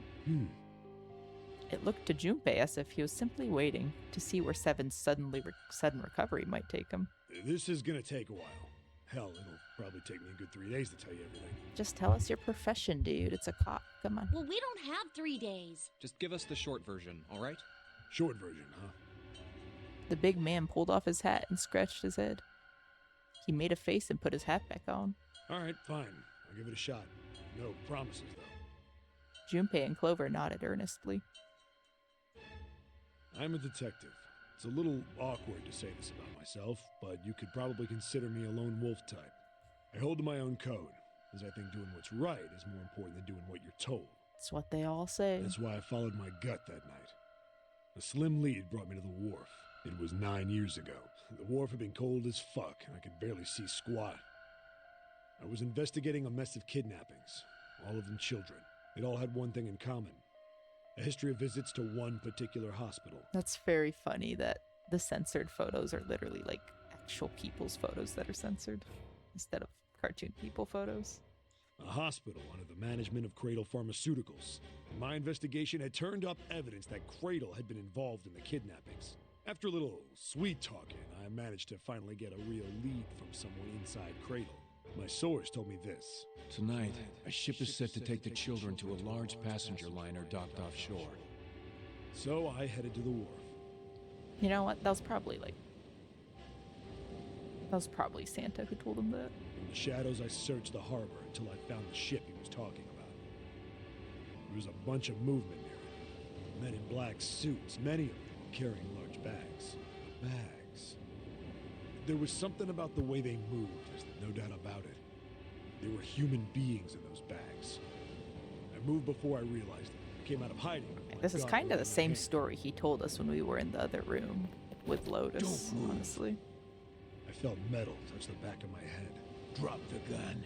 I could kill you right now. It'd be easy to get away with it, too. Just tie an anchor to your feet, and no one would find you for a week. That what you want? The fish here would love a meal. He kept digging the cold metal thing into my skull. There was nothing I could do. Did what he said and laid my gun on the ground. Then suddenly, there was a sharp pain in my neck. A drug? That was my last thought. My face hit cold concrete. I was out like a light after that. Thank you. I woke up on a hard floor. Damn it. I did a quick once-over of the room. Wait, oh, no. Oh, this Where is am the I? same stuff. A small, shabby bed. A toilet with Okay, no privacy. so all the way back when we did this route, he basically retold the same exact story in one of these rooms, so I might skim this one a little bit just because it's already information we know. I'd seen a count. I'm in a cell Yeah. facing the toilet. It was still pretty This wounded. is the same stuff, same stuff. I pushed He's gonna find some kids. it. Not like through my. I Yep, gave yep, up. yep. Huh. I sat there for a then. The voice was, but I could hear one. It That's was very pretty funny high, because usually the probably a little game, kid. usually the game, if it's already repeated on a different route, I don't think they've really repeated it, but Huh? maybe it's been a while, so they think we forgot. No. Where? All right, Press all my- right. No, that's left. I hauled. Right. And there, the bedded. I dropped, but I hold on. But then, Tonight, Crawl through the vents. whoa, whoa, whoa. It didn't matter. I checked out. I stuck my. And then.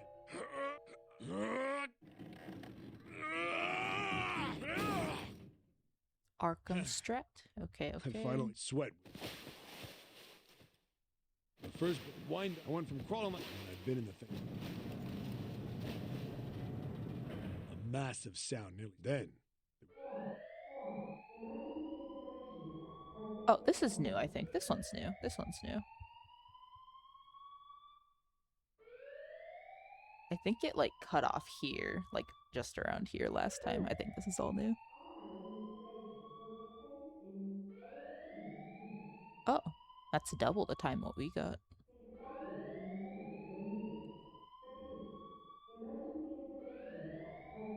What?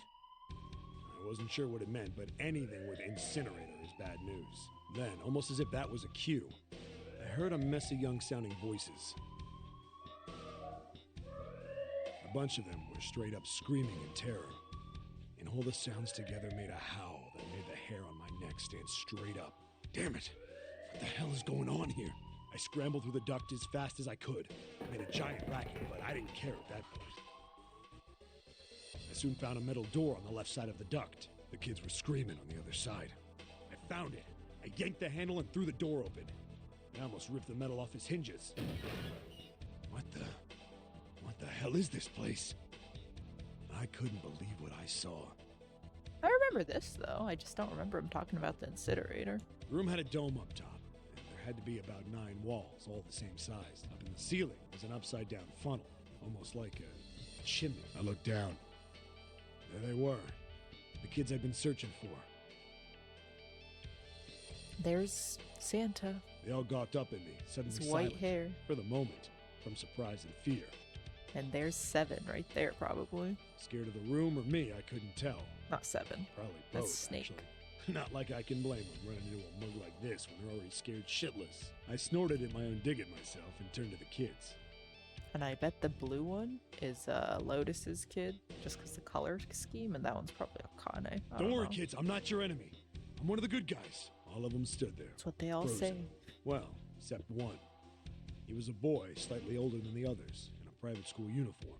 So Snake is supposed to be younger than Santa? That's crazy. Snake looks like he's in his like late 20s, early 30s. Who the hell are you? He stepped forward and glared at me suspiciously. I'm a detective. I'm here to rescue you. It looked like they relaxed some the second I got the words out. How are you gonna help us? Where's the exit? There isn't one.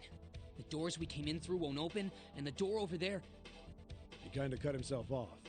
I think he was considering something before he changed his mind. Anyway, there's no point. We can't all get out of here. If we don't get out of here, we're gonna be burned to death. Burned to death? Can't you hear it? That voice said the incinerator's gonna start up soon. So...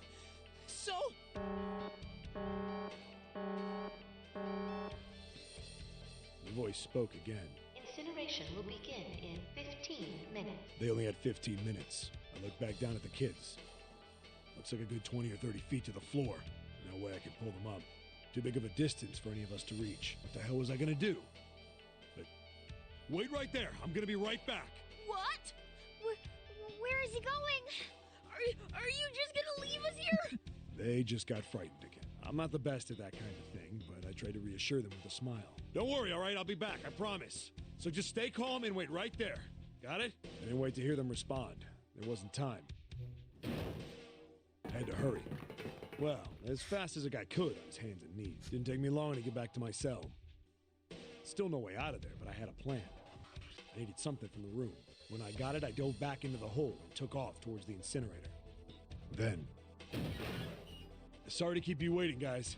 I tipped out the doorway and dropped down the rope I brought with me. Back in the cell, I'd torn the bed sheets into strips and tied them together to make a rope. It was sloppy, but it got the job done. All right, just tie that around yourself, okay? I'll pull you up one at a time. Right. Huh. Wait a sec. Something was off. There were more of you before. Where'd the rest of you go? The boy in the uniform answered. I let them go on ahead. We opened the number 9 door and they left. What? You're telling me you opened that door? That's what I said. Then what the hell are you doing here? We couldn't go with them. Why not? Look, the only people who can go through the numbered door... It's gonna take too long to explain. He's like, just get us He out was of in here. the middle of explaining when...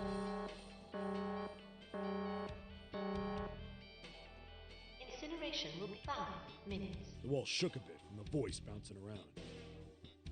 Look, that can wait, all right? Just get us out of here! It only took him 10 minutes to make this humongous piece of rope. That's crazy. Right! I grabbed onto the rope. First one I pulled up was a girl with a ponytail. Next was a girl with a red necktie. A boy in a jacket came after. He said he'd climb up on his own. The boy in the uniform was the last up. Like the other kid, he climbed up the rope himself. He looked pretty scrawny, but I guess he was stronger than he looked. He moved fast, but when he was almost to me, we heard some knocking. Everyone looked at the door. Uh-oh. It had a thick, square window set into it. On the other side, an angry face was staring in. Oh my god, that's scary. What's going on here? It's like the SpongeBob hyper-realistic face jump scare. Why is the room empty? Where the hell are those fucking kids? Wasn't that the goal? I guess no, the goal was to have like 4 kids left in here or something.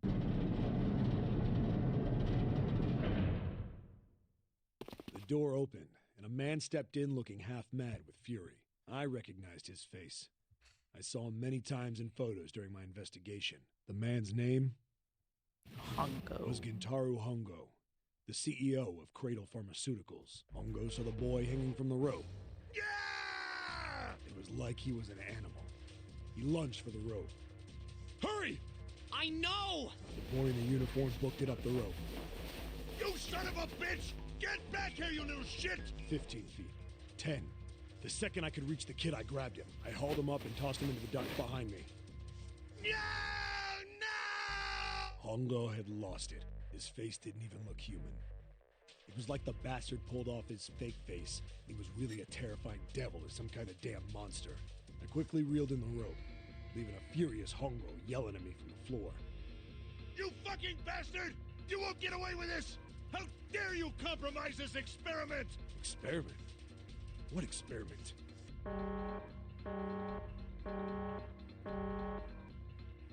Incineration will begin in 1 minute. Get out of there, Hongo. Hey, old man! What the hell are you doing? Hurry up! The boy in the uniform was trying to get my attention. I may have thrown a salute in the raging asshole's face before I closed the door behind me. The middle-fingered salute, perhaps? No point to going back to the cell, so we went down the other direction instead. After about 30 feet, we came across another duct on the left. This one was heading down. Everybody nodded and took turns sliding down it. The duct emptied us out into a narrow hallway. There was a door on either side. The one on the left was a normal double door. But the one on the right, it had black and yellow stripes, and a device next to it on the wall. A plate on it read, Incinerator. Incinerator? Yeah, that's where we were. Ooh, ooh, ooh, that's Akane. Uh-oh. It was the girl with the red tie who answered me. We were inside an incinerator? Yeah, Hongo might still be there. It looks like it's been shut off, though. Wait, what? If he's still in there... Yeah, that's not good. That meant we better... We gotta get out of here. Go to the other door, hurry! The kids started running, and I was close on their heels. On the other side of the door was a large spiral staircase. Run! Didn't need to tell them twice. We went up and up and up. Our feet pounded the steps. Our arms pumping fast. We went round and round and round. The devil was on our tail. The stairway kept going. We passed a couple of landings when the boy in the uniform suddenly spoke. Of course, it shows the two big guys. Yep. Something's up. Akane's not catching up to us. Akane? My kid's sister. The girl with the red necktie. Akane. It's strange. I didn't remember seeing that name on the list of missing kids. Hey! Akane! He kept his hands around his mouth and yelled. Maybe we outran her. That was weird. Nobody answered him. Okay, I'll voice that for you. The boy in the uniform skidded to a stop. I stopped too, and so did the other two kids. When did we do that? Well, we passed a couple big rooms on the way here. Maybe she took a rest in one of them? No, that's impossible. Sorry, Grandpa. You keep going. I gotta go look for her downstairs. Someone snatched her. He turned to go. Hey kid, wait! God damn it, I said wait! I don't think the kid even heard me. Fuck! I spun around to the boy in the jacket and the girl with the ponytail. I'm going after him. You two keep going, all right? The girl nodded and ran up the stairs. But the boy... I'm going with you. I didn't have time to argue. I just nodded and took off down the stairs.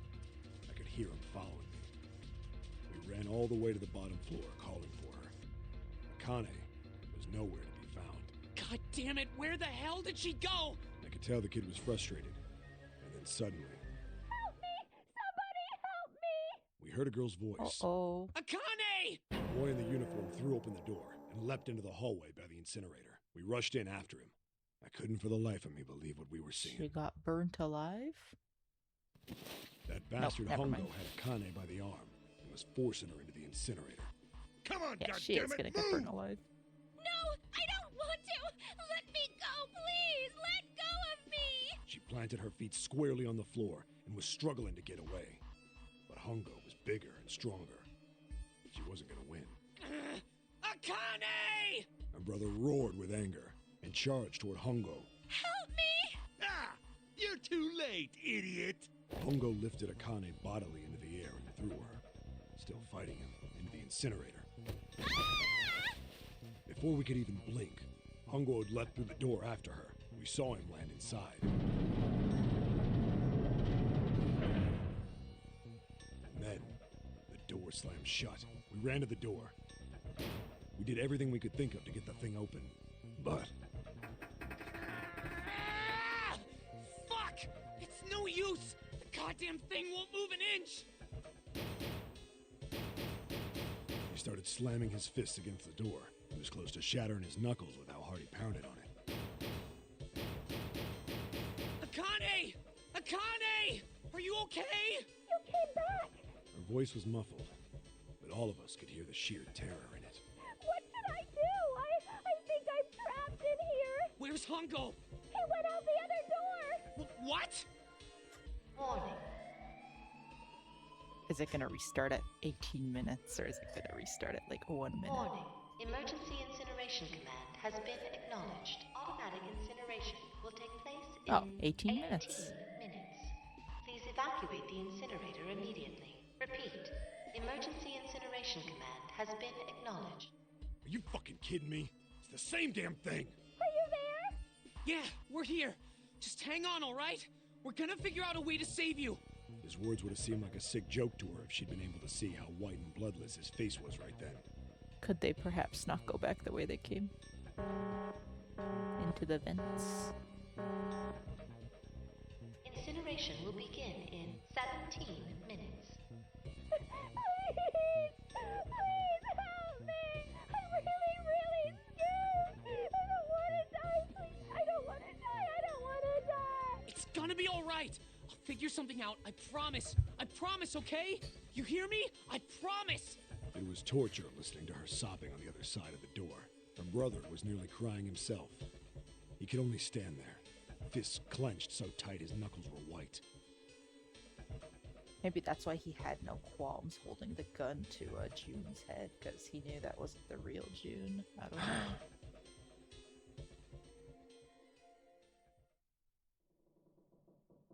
That's all you're gonna tell us? Tell us more. It was silent. All they could hear was the creaking of the boat, as it shifted into the water. They waited and waited But Seven didn't continue. What happened then? What do you think happened, buddy? Junpei couldn't wait any longer. He had to know. Seven looked at the floor. Come on, man. Put yourself in my shoes. It doesn't end good. You think I want to remember that? Then... Yeah. Shit. If I'd known it was gonna be like this, I almost wish I hadn't remembered. Seven shook his head. There was something Junpei had to know. Hey, are you sure? Huh? Look, I don't want to ask this either, but there's something I don't get. So if you could just tell me, did that girl, Akane, really... Seven stared straight ahead at nothing. Yeah, I'm sure. There wasn't anything we could do. After a while, the countdown ended, and we heard something... burning. The fire stopped, but we still didn't move. Me and the jacket kid were frozen. The boy in the uniform collapsed as if he couldn't hold himself up anymore. A few minutes passed. The door opened.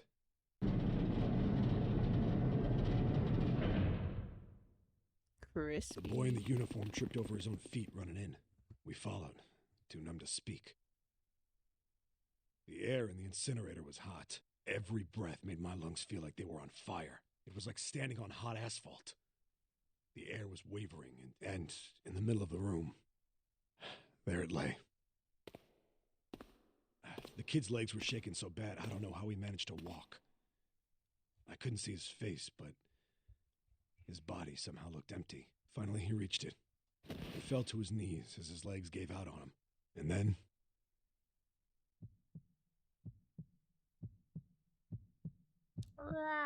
He's gonna do the scream.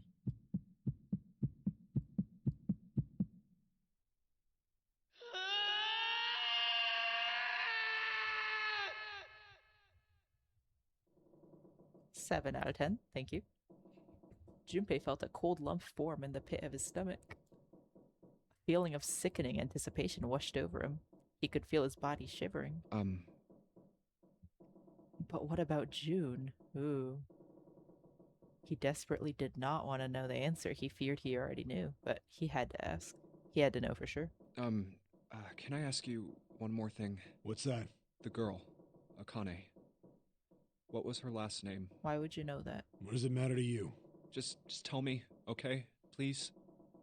Seven looked at Junpei curiously and ran his tongue quickly over his dry lips. Kurashiki. Her name was Akane Kurashiki. I mean, the flashback looked like clear, buddy. Even if Junpei couldn't see that flashback, he should have known. Something inside of Junpei stopped. He had no more words left. He had no more Junpei left. He was just a shell of flesh and bone. Seven turned to Snake. You were there that day, weren't you? The tall kid in the jacket. That was you, wasn't it? And he's gonna be like, then that means... Yes, it was. You are correct, Detective. Junpei's mind was blank, withdrawn from the world. Somewhere far away, he could hear Seven and Snake talking. Don't misunderstand me. I told you before how Zero threatened me. There was nothing I could do. I couldn't say anything about what happened 9 years ago. So you're saying you're not working for Zero, right? Of course not. Clover. Hey, come on! You really think I'm working with Zero? I told you before, you idiot! I was in Nevada, in Building Q. I did hear that a detective rescued the kids on the boat, but I didn't know it was you! Her surprise seemed to be genuine. Seven regarded Clover for a moment and rubbed his chin thoughtfully. Well, I guess I believe you. Clover nodded. He does remember, like, the white-haired kid is Santa, right? He must remember that. All right, let me ask you another question.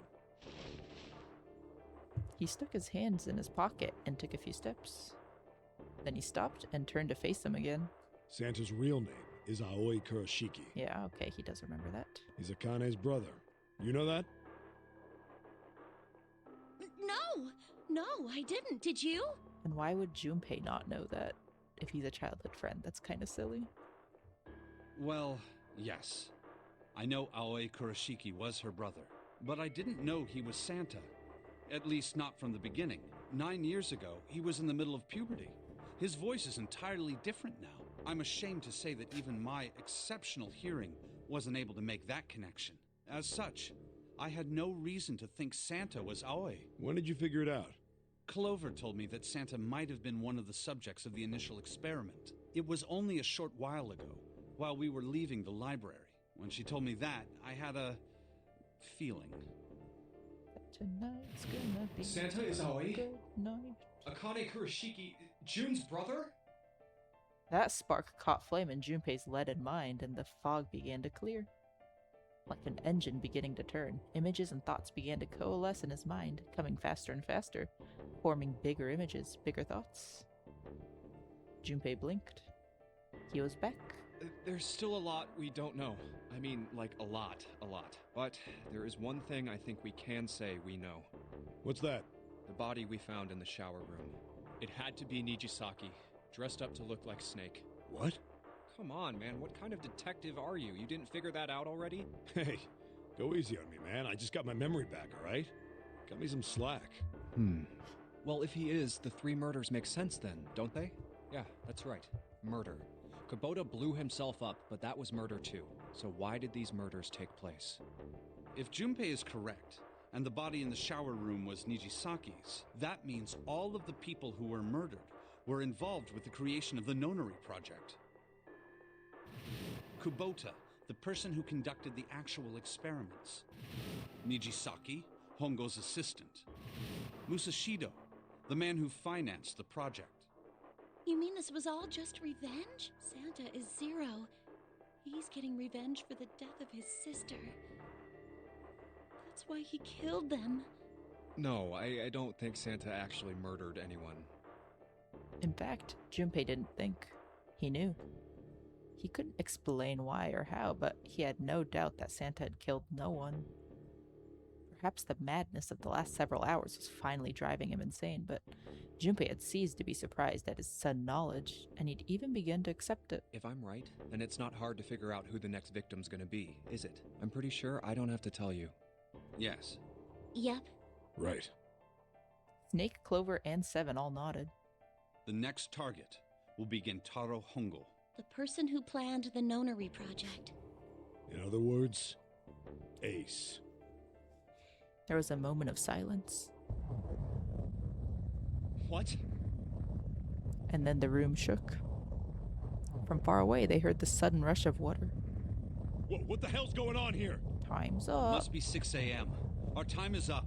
Shit! Come on, we need to get out of here.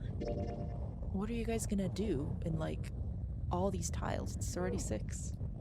How? In the drawer that held the picture was a keycard. Junpei grabbed it. I'm betting this sucker opens the exit. Come on, let's go. Excellent. A keycard with a 0. How silly. What file did we get? Oh, the photo. Great. Let's go. Yeah. Excellent. Let's go. Let's save, actually. We haven't saved.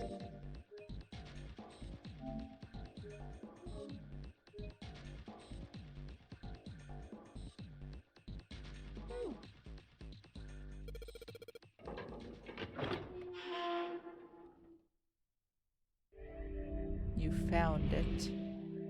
Thank you. Oh, trophy. Excellent. All the memories.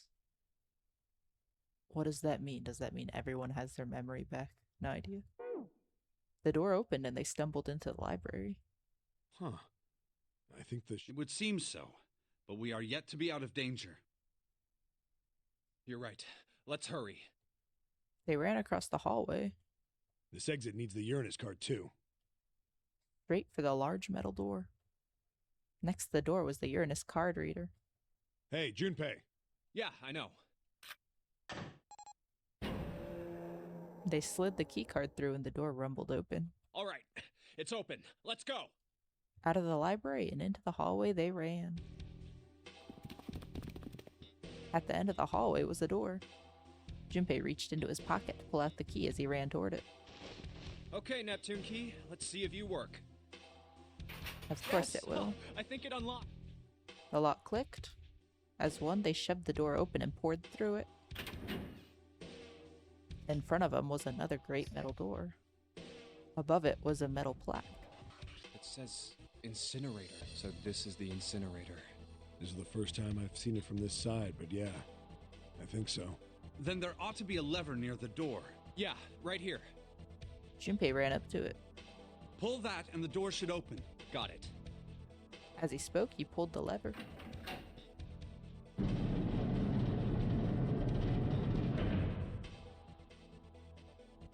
The motor in the door groaned as it slowly ground open. There's no time to waste. Let's go. As soon as the door had opened far enough to admit them, all four dashed through. Then suddenly, before them, there were the four who they'd parroted from earlier. Ace and Lotus stood in front of the number 9 door. What? Oh no! Santa was curled into a ball against the wall of the incinerator holding his stomach. And then there was June. She sat slumped against the wall, exhausted. What the hell is going on? Junpei ran toward June. He skidded to a stop in front of her and knelt down. What's wrong? Are you okay? Her necromancy spell's fading. I'm sorry. Her face was pale and her lips dry. When she spoke, he could barely hear her. Jumpy, you came to get me. Of course I did. I made a promise. I'm so glad you're here. So glad. Promise to who? Is this really June? She mumbled the same words over and over weakly. Junpei could feel his heart breaking. Hey, what happened to you? I'm fine. I just fainted. I wasn't feeling very good. I'm feeling a lot better now, though. Are you sure? Yes. I just need to rest a little longer. I'm sure I'll be fine. You shouldn't worry about me. She was looking toward Santa. Junpei turned to look as well. Santa. Santa grimaced, his face contorted in pain. Seven grabbed him by the collar and roared at him. Hey, where is it? Where's the gun? You hide it somewhere? Despite himself, a grunt of pain escaped Santa's lips as Seven shook him. I don't have it. I got sucker punched and they took the gun. That's all you're keeled over from? A sucker punch? Come on, dude. What? Who took it? What? Isn't that obvious? I took the gun. Yeah, I think everyone's a little bit panicked, so their brains turned off today. Oh, here's the same image. Ace. He did indeed have the revolver in hand. It was pressed against Lotus's temple. Ooh, excuse me. Ace had her pinned to him with the other arm, and she was shaking visibly. Her fiery attitude was gone, replaced by fear. She didn't dare speak.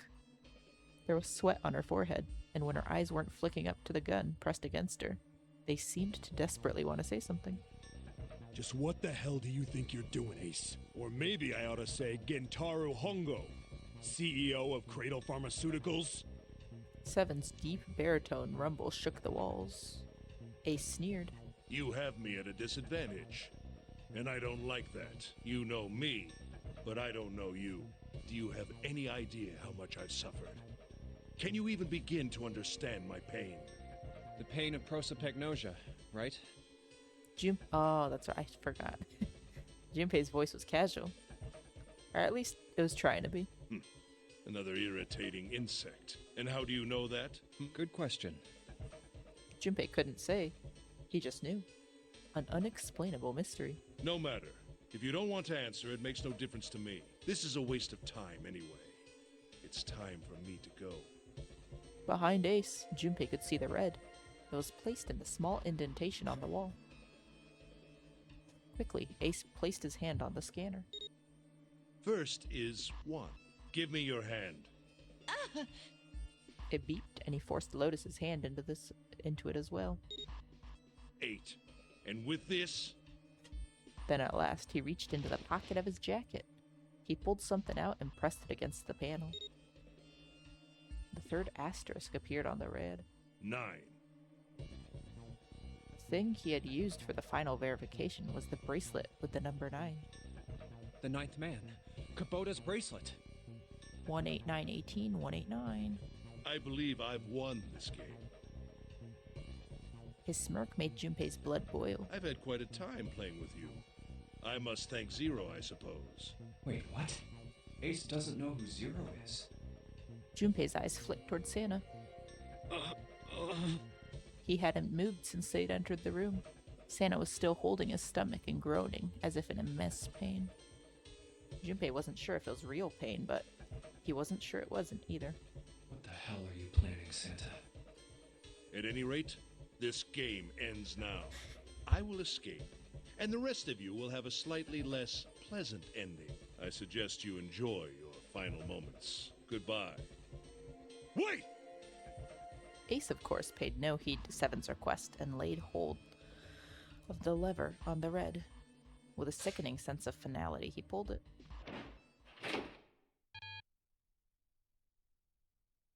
What? Why isn't it opening?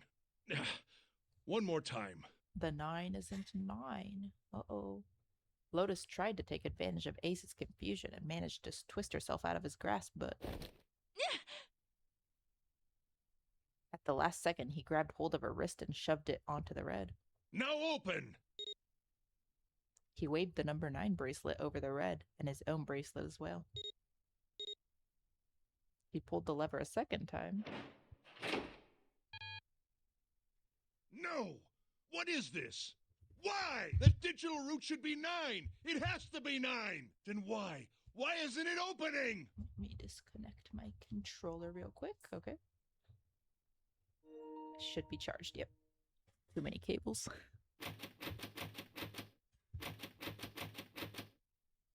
Ace's fury and confusion had overridden all other thoughts. He had set down... Oh, you're right. He had set down the revolver. It was just below the red. Now! Seven chose that moment to act.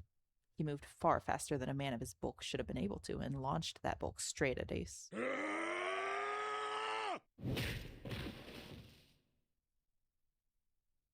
It was over before they knew it. No! In the blink of an eye, Ace was on the floor. He rolled onto his side, groaning in pain. Oh. Lotus ran straight for Junpei. She darted around behind him and stuck her head out, making sure to keep Junpei between herself and Ace. Oh, that was close. Too close. Thank you, Seven. Don't mention it. Seven stood over Ace, his breathing slow and heavy. Just one punch ain't enough for this piece of shit. After what he did 9 years ago, I ought to rip him to pieces. But if a suspect can't talk, they ain't much good. Very true. Once he's locked up in a cell, we're gonna have a little chat. 9 years ago? Then you must be... Yeah, you finally figured it out, dumbass. Ace planted his hands on the floor and shook his head. Junpei walked toward him. He stopped and looked down at Ace with pity on his face. Ace, you killed Kubota, Nijisaki, and Musashido, didn't you? Oh, he killed all of them. Wait, Nijisaki? Not his boyfriend, no. He peered at Junpei, genuinely confused. Oh, right. You don't know yet. All right. We'll just go through them in order then. Let's start off with Kubota. You talked to Kubota and managed to convince him to go into door 5 alone. You killed him without making it look like you killed him. The way I figure it, you had 4 motives. 1. In the nonary game, the number 9 is dangerous. Whoever had the 9 bracelet could join whatever team they wanted. This is what they told us during one of the other endings. Adding 9 to any number doesn't change the digital route. Which means that number 9 could do whatever they wanted. You wanted to remove that threat as soon as possible. 2. You wanted the number 9 bracelet for yourself, so that you could make use of its power. In fact, you did use it in the murder of Nijisaki. 3. Even if his number hadn't been 9, Kubota was a problem. He knew your past. He knew what had happened 9 years before. You needed to silence him before he told anyone. 4. But last, and perhaps the most disturbing, You used Kubota as a test. You wanted to know how serious this nonary game was. Was it truly life or death, or simply a harmless prank? You convinced him to break the rules so you could see what would happen. That was why you killed Kubota. But he was only the first. Next was Nijisaki. While everyone was off looking for the missing parts for the Reds, you ran into Nijisaki near the big hospital room. However, because of your prosopagnosia, you didn't realize he was Nijisaki. Chiefly because, when you met him, he was dressed like Snake. That was why you thought Nijisaki was Snake. No, that's not... That was Nijisaki? Why? How did... I'll get to that. Anyway, you thought he was Snake. Snake was one of the kids in your experiment 9 years ago. You remembered him because he was the blind kid, but his presence made you think. Snake was one of my subjects 9 years ago. He probably hates me. But if that's true, why isn't he saying anything? Is he keeping quiet because he can't see? Or perhaps he's working with Zero to get revenge on me. Whatever the reason, anyone who knows my past is a threat. Before he tries anything, I need to get rid of him. That was when you decided you had to kill him. The murder weapon was Kubota's bracelet. You just waved it over the Red. Verified your own number and then grabbed Nijisaki's arm and forced it over the scanner panel. Then, when the door opened, you kicked him in. 9 seconds later, the door closed. And then 81 seconds passed. And poor Nijisaki was dead. And you mean to say Snake is still alive? He's gonna pipe up right now. Sorry to disappoint you, but I'm as good as new. Thank you for killing the wrong man. But I can't say I like knowing that you wanted me dead. Although, to be honest, even if you hadn't tried to kill me, I would still hate you very much. Well, I wouldn't blame you. Ace's self-derision was frustrating. But Junpei kept his emotions in check and continued.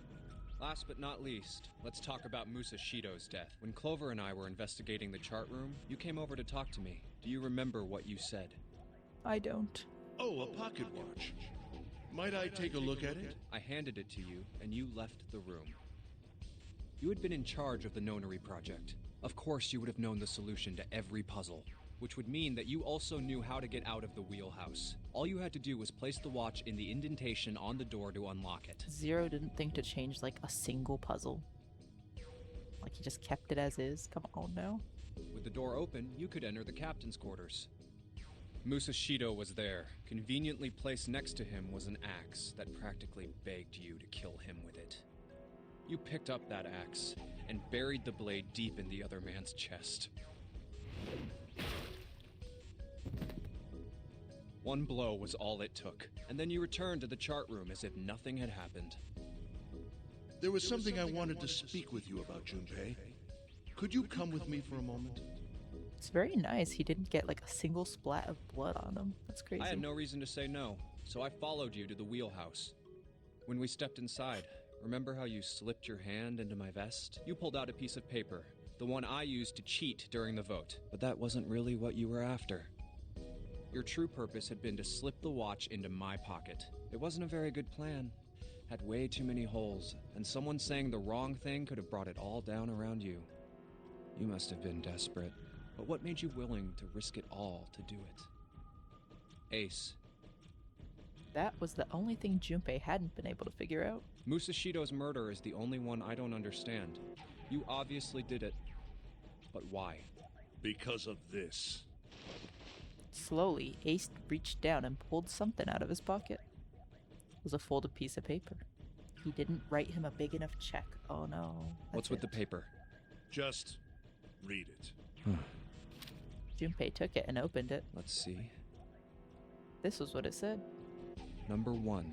There are 2 ways you might survive this ordeal. The first is to win the Nonary game. The second is for you to confess your sins of 9 years past. I have prepared a camera in the captain's quarters. The images captured by that camera will be streamed through a satellite and distributed across the world. Simply look into the camera and repent.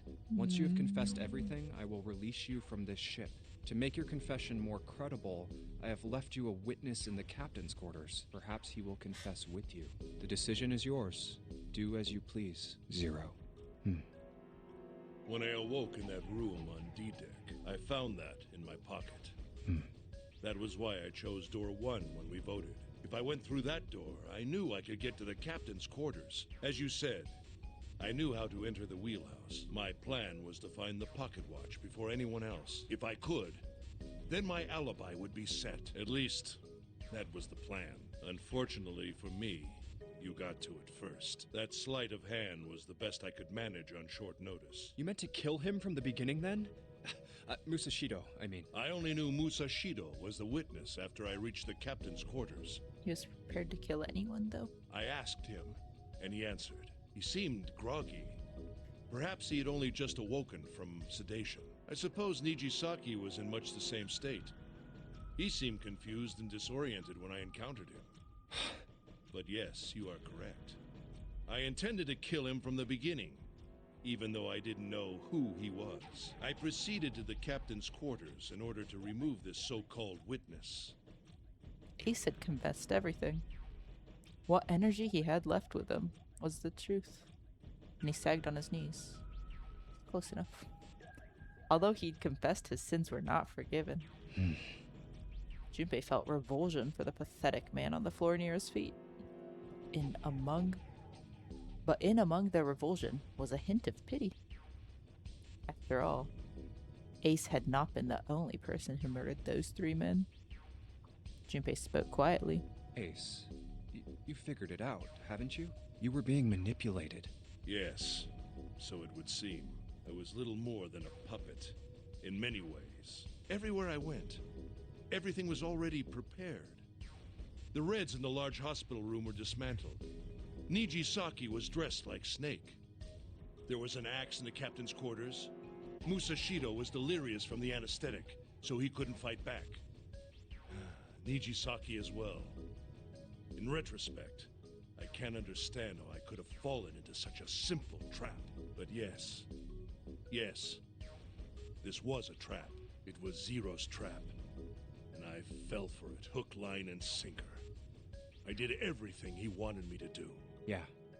By manipulating you, Zero was able to kill 3 people and keep the blood off his own hands.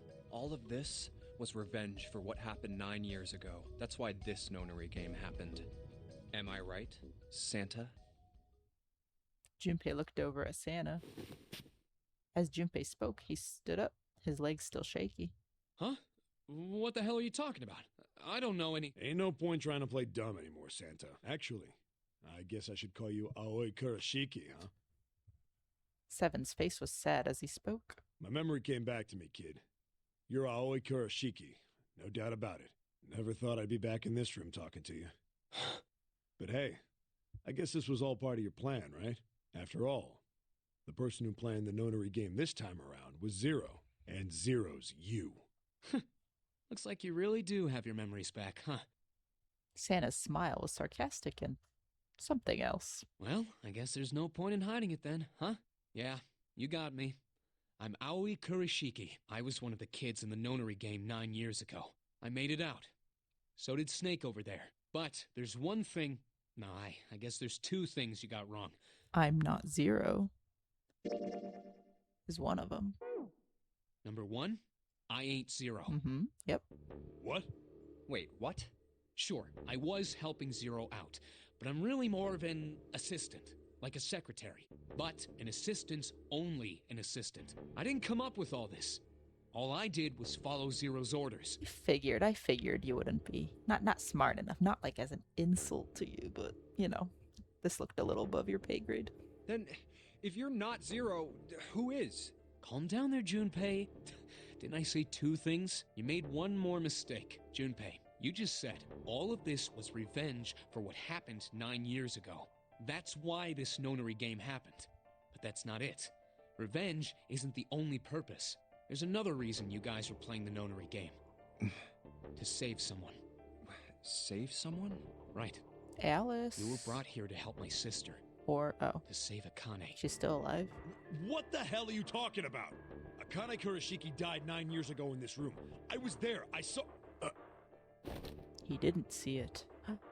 Suddenly, Seven's face froze. Oh, his eyes went wide as dinner plates, and he spun around toward June. Junpei followed his gaze. Oh! What? Oh, she's gone. Where June had been, there was nothing. What the hell? Where is she? Where's Akane Kurashiki? Seven began to mumble to himself, a strange series of words strung together as if his mind wasn't functioning properly. His face was twisted with effort, as though he were struggling with something they couldn't see. He gritted his teeth and pressed his hands against the sides of his head. Oh, my head! My head, it feels like it's gonna pop. Seven! What the hell is going on? I don't know. I just... Oh! I swear to God, my head feels like it's about to explode! From somewhere far away, they all heard a deep, heavy noise. It sounded like a tremendous wheel slowly beginning to turn. Santa seemed to have entered an almost trance-like state. His words were calm and measured. What was the Nonary Project? I'm sure you know already, but I'll tell you one more time. It was a project designed to test a particular phenomenon. And what was that phenomenon? For two organisms to communicate with one another in the absence of physical contact. The morphogenetic field theory. Could human beings use these invisible fields to exchange information? That was what this experiment was conducted to determine. There were two separate locations. One was the Gigantic, and the other was a building in Nevada called Building Q. The 9 children trapped in Building Q were faced with numerous puzzles, copies of identical ones on the Gigantic. They were told to send their answers into the morphic field set and transmit them to their brothers and sisters on the Gigantic. The transmitters were put in Building Q, and the receivers were put on the Gigantic. Each sibling pair was supposed to be split up, but there was a mistake. Akane was a transmitter. She should have been in Building Q. Oh, you know However, what? I have no idea why I didn't catch that. Okay. For some reason, she was placed on the Gigantic with the receivers, like me. Perhaps she was mistaken for someone who was supposed to be in Group A. Whatever the case, Akane ended up on the Gigantic. I think I've told you enough. You get it, don't you? I'm pretty sure you know where this is going, Junpei. No. Where what Not is going? really. Don't play dumb. You know things you shouldn't. Things you couldn't. How did you know Ace had prosopagnosia? How did you know why Ace wanted to kill Kubota and how Nijisaki was killed? Because we played through the game like 4 other times, that's why. Were you surprised when you found out Ace was Hongo? And what about the coffin Snake was trapped in? How the hell did you open it? Well, that's... The answer to that is easy. Ah. He knew because I knew. Junpei was receiving information that I sent to him through the morphic field set. It's simple, really. How do I know the alternate futures then? Imagine a river that splits in two, like an upside-down Y. The river flows from top to bottom, from a single stream into 2 branches. It only flows in one direction. It can never flow backward. Information is the same way. It moves from past to future, but never backwards. That's why people at the river's source in the past will never know about these downstream. Someone's in the future, wow, wait. But the people downstream will never know about one another either. Information only flows along the path of the river. But I am different. I can manipulate the morphic field set to pluck knowledge from the future. I know what happens on either fork of the river, even though the people on either fork know nothing about one another. Now, who am I? I am the 9th letter of the alphabet. Okay, clever. But I'm also 0. No, that's not true. I'm not really 0. Not yet. Perhaps you could say I am less than 0. 0 is my future. In 9 years, I will be 0. What?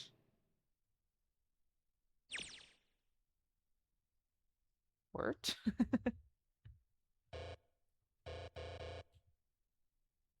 Where did she go? Oh, I don't get the ADV. I don't get the novel screen. Weird. Let's take a little save, huh?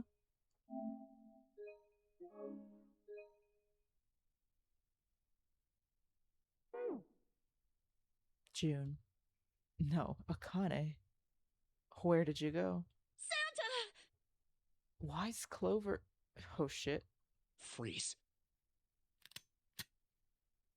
Santa's got the gun. Guess he picked it up when we weren't watching. Looks like he's turned the tables on Ace, though. Wonder how he likes having a gun to his head. Get up. Santa sure isn't about to take that gun off him for a minute, is he? Ace isn't putting up any kind of fight. I mean, I don't think I would either, but he just looks drained. I guess he's going for the door, huh? He doesn't need to verify to go through that door, but... Hey, what's your plan, Santa? What are you doing? He can't get through any numbered doors with just 2 people. What the hell's he thinking? Didn't I tell you? I'm Santa Claus. It's time for me to go make a wish come true. That's it? That's all he's gonna give us? The hell does that even mean? Shit, they're...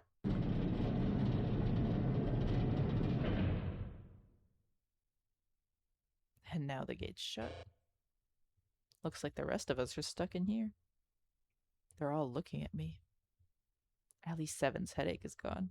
He seems to be alright. Well, I guess there's no harm in trying.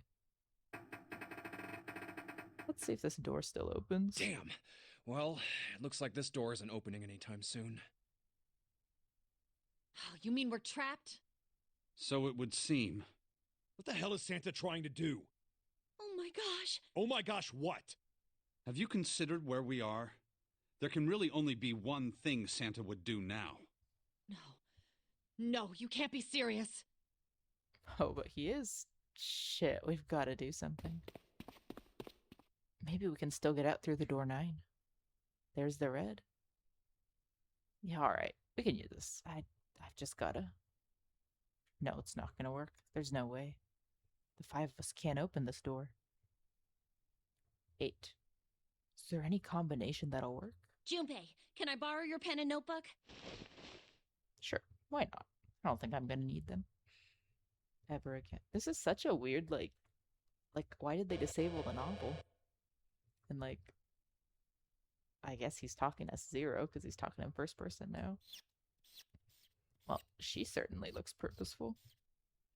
Looks like she's writing equations. A lot of them. Huh? Ah, man, she doesn't look very happy. But, hey, no need to be ripping out pages like that. Jeez. What the hell are you doing, Clover? Give me that! Alright, at least 7 got it away from her. Maybe now I can get a look at what she was writing. Let's see.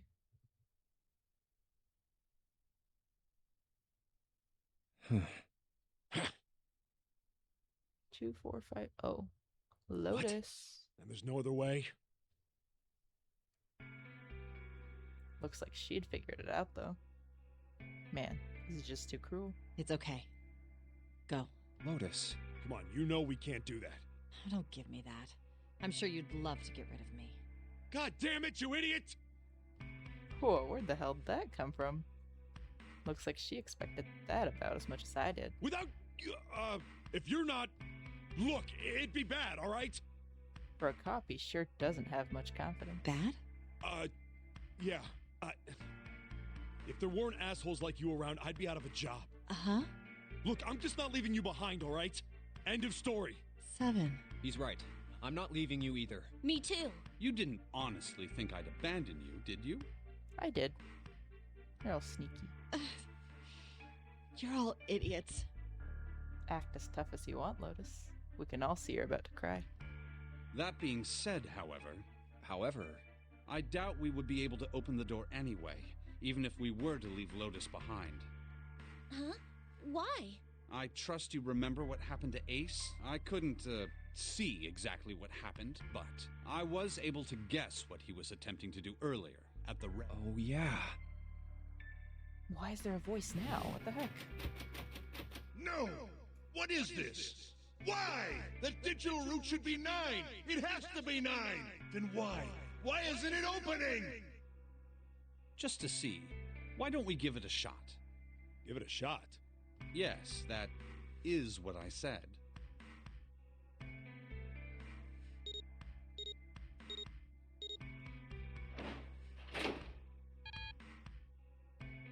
Alright, it's not working. You were right. It ain't opening. But it did open 9 years ago. The digital route was 9 then, I'm sure of it. What if the digital route's been something else this entire time? That'd be funny. You think maybe they changed the settings? Perhaps. Shit. We can't get through the door. We can't get out. Walls are way too high. There's no way in hell we could get to that hole 7 dropped out of 9 years ago. All we can do is stand here and stare at this door with a 9 on it. I guess this is it. This is the end.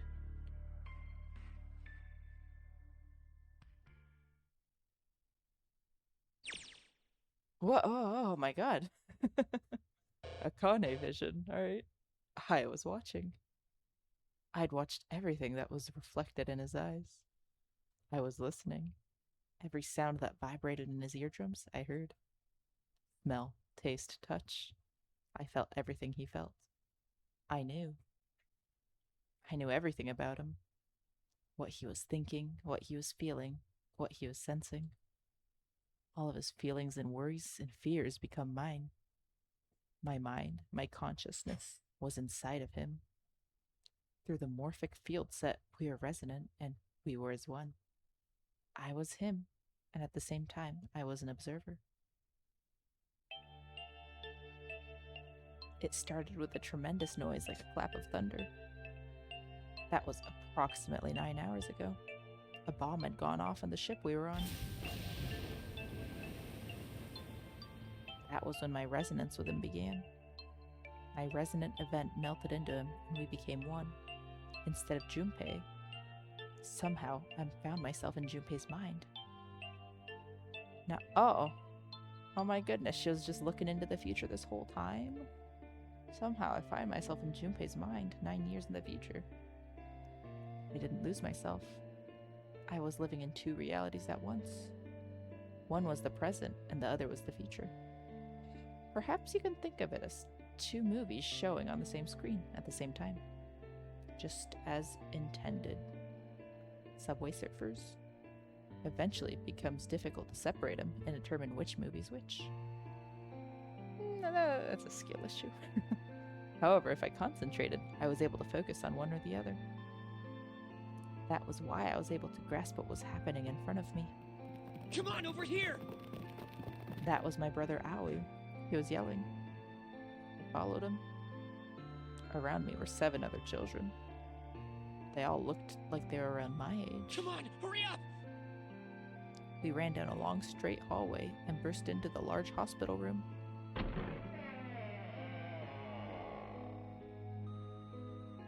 Everyone was arguing. 2 of the boys got in a fistfight.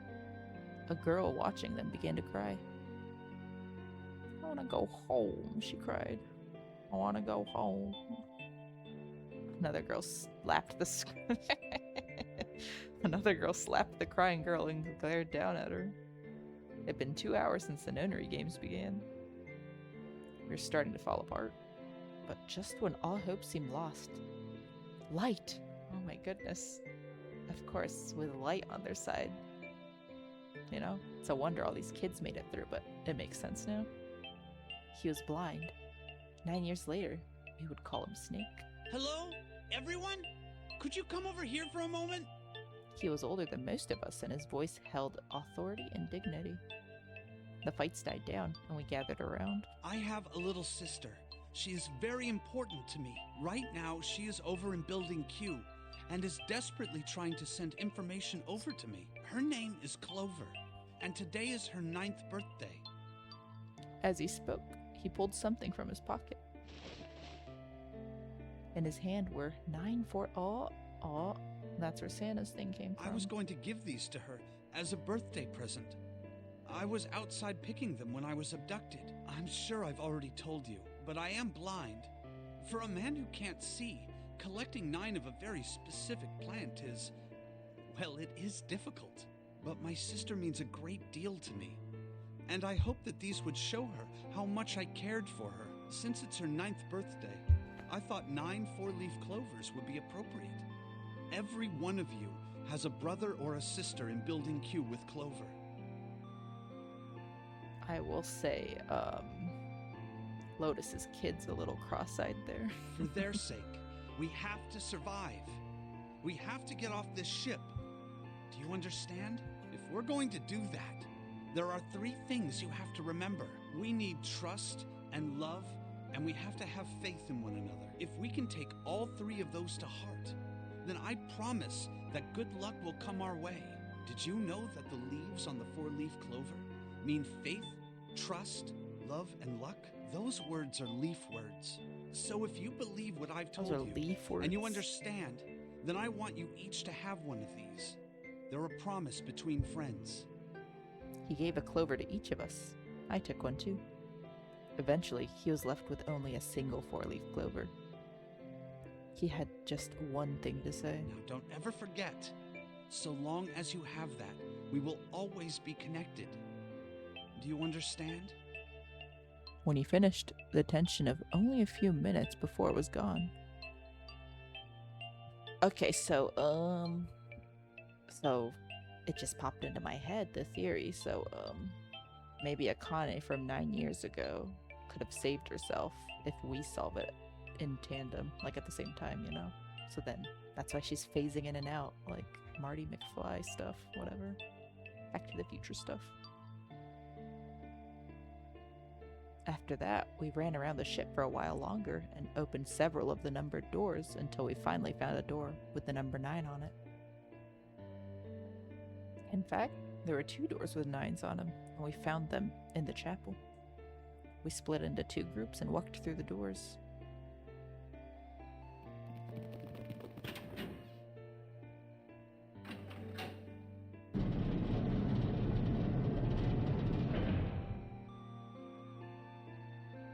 Before long, we all found ourselves in a room with a ceiling that looked like an upside-down funnel. For some reason, this room had another number 9, but this time, it was the only one. But if there was only one door, that meant only 5 people could escape. What are we gonna do? Why? Couldn't they, wait for the people to leave, wait 81 seconds, and then, go again? There aren't any other doors! We began to panic. Then, as if things had not gotten bad enough already.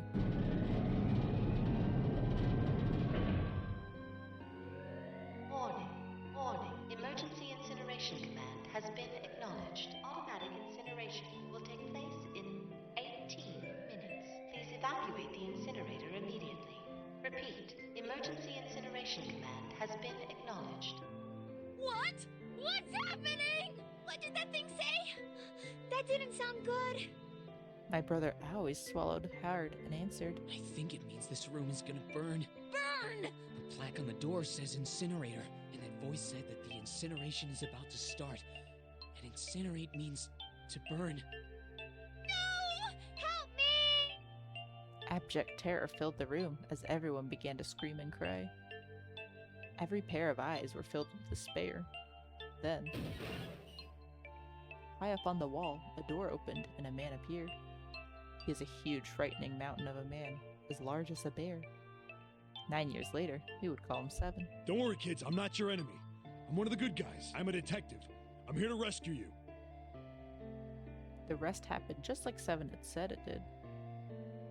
The 4 of us who'd stayed behind were saved by 7. We crawled through the vent away from the incinerator and slid down the hall. We came out on the other side of the door 9. On the wall opposite was a set of double doors. We went through those and began to run up. As we ran, I led the way. Behind me were Nona, my brother Aoi, Snake, and 7. The other children, the ones who'd gone through door 9 before us, were up ahead. I could hear them cheering each other on. We ran and ran and ran. We leapt across as many stairs as we could and kept running. The stairs spiraled upward like a tornado. Eventually, I pulled ahead of the rest. Perhaps Nona had slowed them down. I didn't want to lose him, so I slowed down as well. I didn't stop, but I glanced over my shoulder from time to time, see if they'd caught up. That was when I realized. Oh no, where is it? Did I drop Jumpy's present? I knew I'd had it with me when we passed through the vent. Then, had I dropped it as we slid out? I had to go back. I guess she was a kid, you know. This is a very stupid reason, but, you know. I'll say she was 9 or something. They'd stop me. I was sure of that. I didn't stop to think, I simply moved. I ran to the central hall, the room that connected to all the other areas of the ship. I hid in the shadows, and moments later I felt a rush of wind as they ran past me up the stairs. I waited until they were out of sight, then I ran. I moved as quietly as I could, down and down and down. Finally, I reached the bottom deck. I ran into the hallway and looked around. There it is! Okay, this is like a retelling of what already happened. Just where I thought it'd be, sitting underneath the opening of the vent. I ran over and snatched it from the floor, but as I ran back toward the stairs in freedom,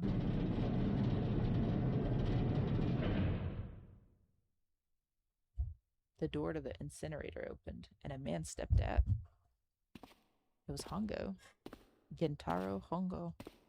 9 years later, we'd call him Ace. Ah, how wonderful to see you decided to come back. His smile made my blood run cold. Looked mechanical, as if someone had simply pulled up the corners of his mouth. Come with me. We must continue the experiment. I shook my head, eyes wide. Slowly, I began to walk backwards. 1 step, 2 step, 3 step, 4. Then I spun around and broke into a run. I felt Hongo's hand close over my left wrist. I said, come with me. There was an edge of insanity to his voice now. I pulled as hard as I could. No! Stop! Let go of me! Let go! I shook my body and flailed my arms, trying desperately to get Hongo to let go. But I was still only a child. No match for a man like him. Stop struggling, goddammit! Do as I tell you! He heaved on my arm, trying to pull me into the incinerator. I screamed. Help me! Somebody help me! Then suddenly, Akane! the door to the stairs flew open, and my brother Aoi burst out of it. Behind him came Seven and Snake. Akane! He cried my name again and again as he leapt toward Hongo. You came back! But then, Ah! You're too late. Hongo threw his full weight against my arm, pulling us both into the incinerator. The force of it threw me to the floor. I scrambled to my feet and looked toward the open number 9 door. Hongo stood between it and me, but behind him I could see my brother, his fists clenched. But those fists never reached Hongo.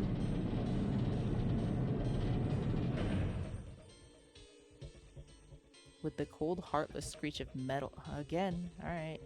Door slammed shut. Hongo glanced at me mechanically, his face registering that there was an object there, but not anything he'd consider a human. Then he turned away and walked to the red that sat next to the door. He reached into his pocket and removed 2 bracelets, waved them both over the scanner panel. 2 asterisks appeared. He checked the screen, then tossed the bracelets carelessly onto the floor. What was he doing? What was the point? He made no effort to explain himself, of course. He said nothing at all, and walked past me as though I were nothing more than a rock by the roadside.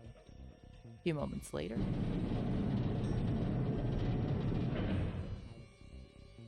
the 2 other doors slid shut as well.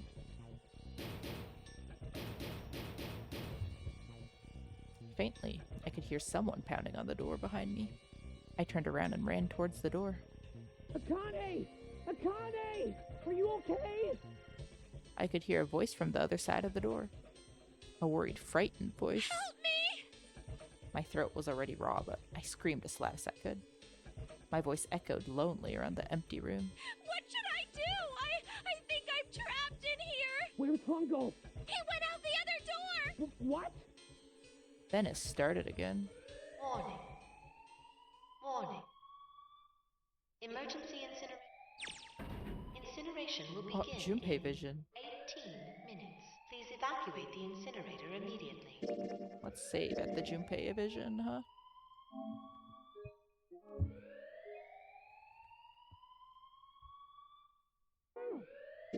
Where are we?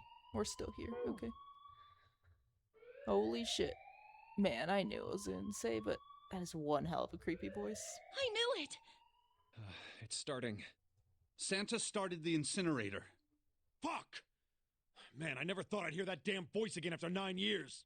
What the hell? What the hell? What in God's name are you talking about? It's 9 years this and 9 years that, and when it's not 9 years something, then you're talking about some sort of fucking experiments. You aren't making any sense. I'm sorry, Lotus, but we really don't have time to explain it right now. I promise. I'll tell you everything once we get out of here. But Incineration will begin in 17 minutes. You know what that means, right? Incinerate means burn! No, duh. what kind of idiot do you think Yeah. I am? I know what incinerate means. Well, God damn it! Okay, fine. I won't ask anything else. Talk about whatever you want. But you have to do something for me. 7, figure this out. What? Why me? Just shut up and stop this thing. How the hell? There has to be some sort of emergency shut-off button. There isn't anything like that. How the hell do you know? Because I looked for it 9 years ago. Yeah, Lotus isn't happy about that. Can't really blame her. Wait. The floor, it's moving. Aha, okay. What else can I say about it? But What the hell is that? Kane vision. What is that? What else could I say? The floor opened and a machine rose up out of it. It looked like a computer. At least it kinda did. It was a monitor, keyboard, and cross-shaped device of some kind. Something about the machine scared me, but I forced myself to walk up to it. I was terrified. Tears poured down my face. Maybe, like, she just dropped her scarf and she went down with the machine under the floor. I wiped them off, even as more took their place, and forced myself forward. Finally, I reached it. I looked at the screen. It was blank. All I saw was my own frightened face staring back at me from the glass, drenched in tears. Junpei vision. All I can see is a reflection of my own face. I'm looking kind of freaked out. I know I'm sweating like crazy, but seeing it kind of drives it home. Okay, Junpei, just calm down. Everything's gonna be okay. Ah, man. I wish that thing would just shut up. Incineration 15. I do too, buddy. Alright. If it's only showing up now, it's gotta be important. But what the hell am I supposed to do with it? Hey, move! Oh, hacker time. Hey, we're all tense, lady. That doesn't mean you get to shove people around. Okay, it's turned on. There's nothing on the screen, though. Oh, this is bad. This is really bad. If there's nothing on here, how are we supposed to do anything with... Sure, I'll just push buttons. I'm sure that'll... A puzzle. Ooh. What's on the screen? What is this? What's up? It looks like some sort of puzzle. It's got a bunch of numbers and letters scattered across a 5x5. Numbers range from 1 to 8. do you think that if we solve this puzzle, The incinerator will stop? Yeah. Well, we can hope, right? Alright, puzzle. How do you work? Incineration 13. Skip, yep. 13 minutes. My heart feels like it's gonna pop. My heart was pounding like it was about to explode. I stared at the puzzle on the screen. I was sure I had to solve it somehow, but I had no idea how. My connection to Jumpy had been gone for a while. His mind was gone. I couldn't get any more information from him. I felt the seconds tick by as I stared at the screen, completely lost. My cheeks felt hot as tears poured down them. And I heard a voice. Hey, what are you doing? It was muffled. I turned around. Pressed against the window in the entry door was a face. A frightening evil face. It was Hongo. How long I'd been watching me. Oh, don't know what to do. He was yelling, but his voice was still muffled. It's simple, really. But I suppose I might as well tell you. Just solve the puzzle on that machine. His laughter was muffled by the door, but still tore at my heart like the claws of a vicious monster. I bit my lip and glared at Hongo, struggling to hold back hot tears. You're a terrible person! I hate you! Oh my! How could you call a gentleman such as myself a terrible person?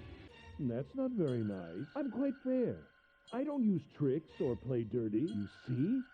I've even left you a way out. A way out? Didn't you hear me? All you have to do is solve that puzzle. Do that, and you can stop the incinerator. What's the point of stopping it? You'll only capture me and make me do this all again. I'm not going to listen to you. If you're just going to throw me back in here, I might as well just die now. My goodness, haven't you listened to anything I've said? I told you, I'm a fair man. Huh? If you solve the puzzle, the verification function of the red will in turn activate. If this experiment is to deliver valid results, there must be a chance of success. If you succeed, you will escape. The verification function of the red? Then I remembered. Before Hongo left, he scanned 2 bracelets into the red. Ah, so you do remember. Right now there are 2 numbers in the red. The first is 1, and the second is 3. Say, Akane, what's your number? 5. The face on my bracelet showed a 5. I ran to the door with a 9 on it. Grabbed the red and put my hand against the scanner panel. You really gotta aren't solve one the for puzzle. listening. I've already told you, didn't I? Once you solve the puzzle, the verification function of the red will activate. In other words, if you haven't solved the puzzle, you can't enter your number. What kind of fool are you? Why are you doing this? You could never understand. You don't know what it's like to spend every day surrounded by monkeys. Now start the experiment. Solve the puzzle. I can't! I don't know how! Of course you don't. Isn't that the point? You understand, don't you? Access the morphogenetic field and find the solution. I can't! Then you'll die. You'll burn alive. It's gonna be quite hot in there in a few minutes. I imagine it will be very painful. His horrible laugh echoed across the room, and even after his face disappeared from the window, I could hear it. Sorry, I had to cut it short. Incineration will begin. 10. Junpei vision? Nope. I was crying, gulping. Great gulping sobs broken by hiccups that shook my body. I was terrified. I could feel my fear pressing down on me like a tremendous weight. Somehow, I forced my shaking legs to carry me back to the device. I stared at the monitor. I can't. I just can't.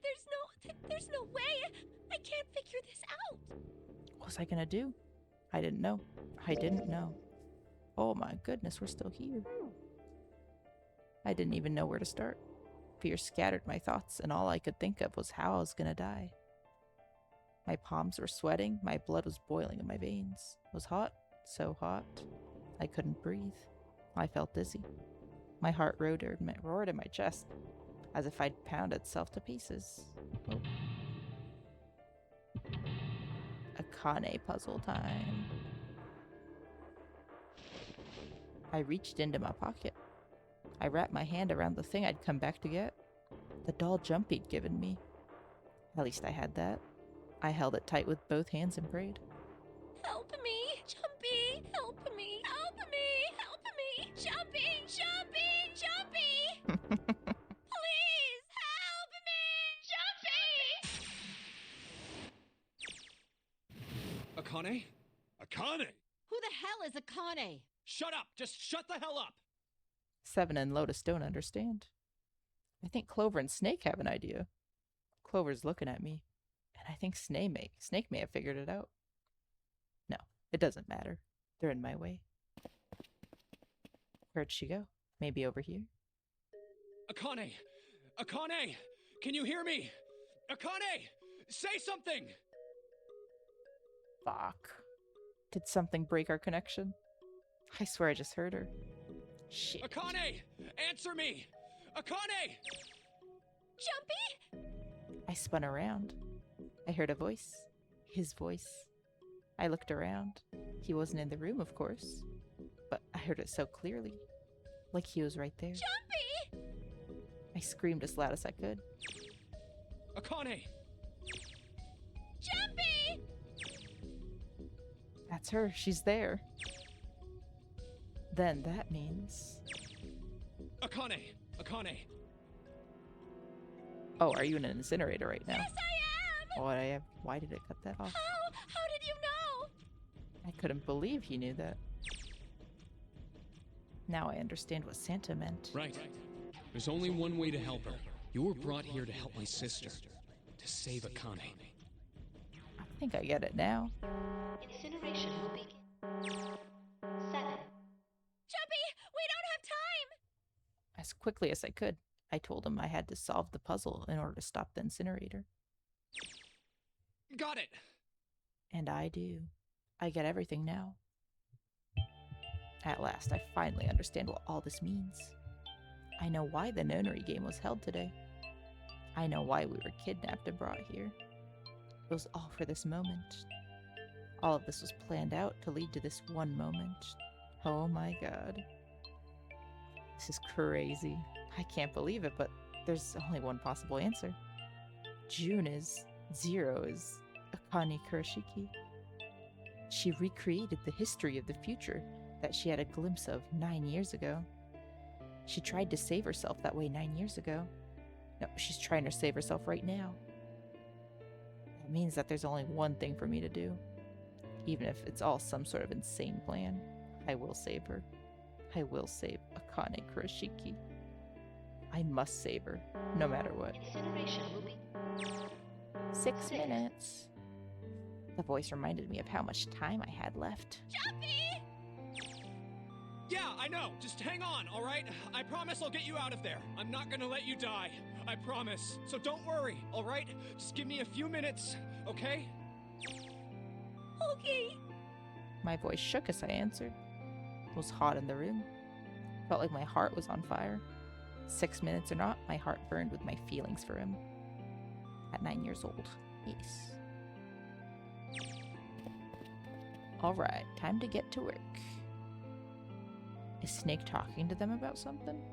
Whatever, it doesn't matter. Get out of my way. What are you... Just trust me, okay? Sorry, Lotus. I didn't mean to snap, but there's a lot more at stake here than your pride. I apologize later, alright? Now let's have a look. Alright. I'll switch the order. Just think of what I did all those times before. I'm gonna do this on my own, with my own mind. I'm gonna solve this problem. What if it, like... What if I die? What if it's actually timed? Let me save. I don't think it's timed.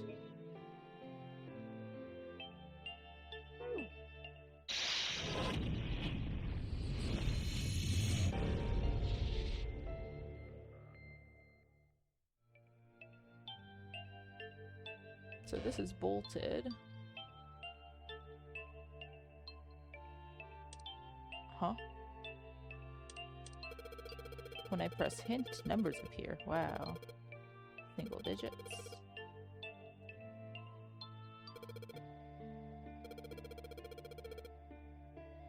What square at the bottom?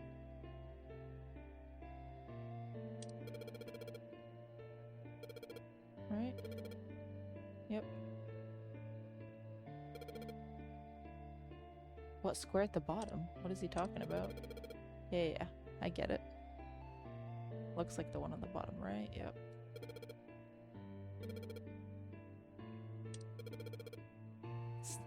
I get it, I get it. Yep.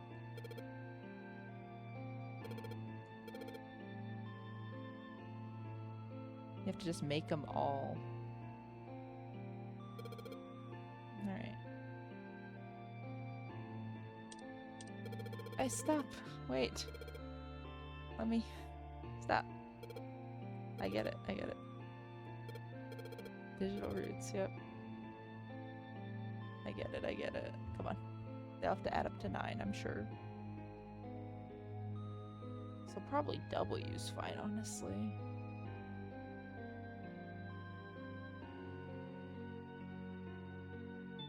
A 3's fine. So all these ones should be fine to stick around, I imagine. Okay. So what's R? I have to think back. What number is R? It is... Okay, so A is 1. Okay, hold on. A, B, C, D, E, F, G, H, I, J, K, L, M, N, O, P, Q. Well, R is 18, so that's 9. So we need to swap the 9 out for something less.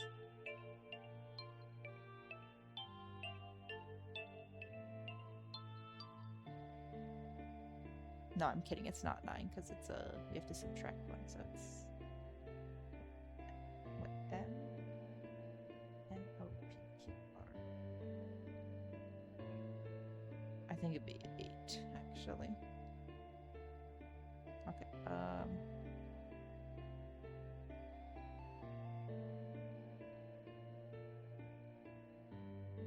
Maybe not. Okay, you know what? Maybe not.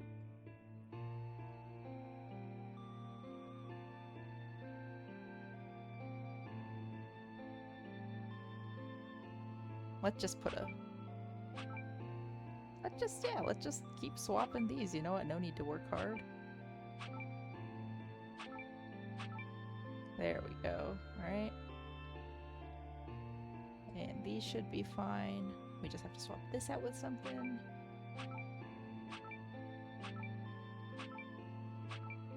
Yeah, work smarter, not harder. Okay, these two are fine. Let's swap this out.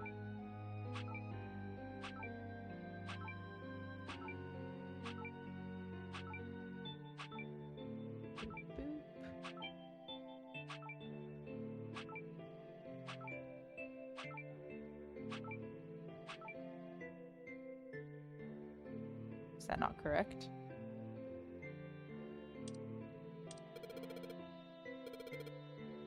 Okay.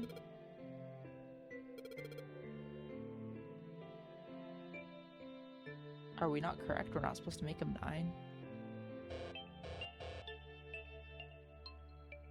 Well, that was my guess.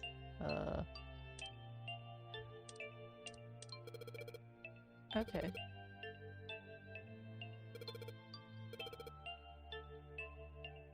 So I guess not 9.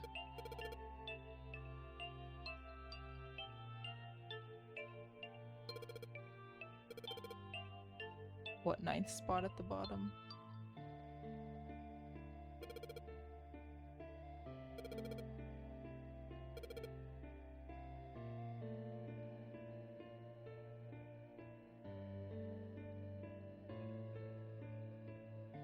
What if I had to reorder these? Wow, into like something that made sense. That'd kind of suck.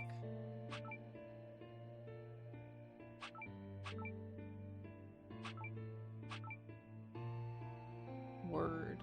Okay.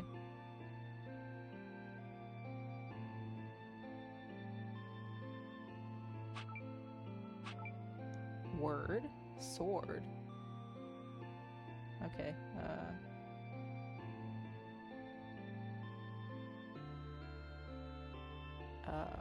We only have 1 letter left.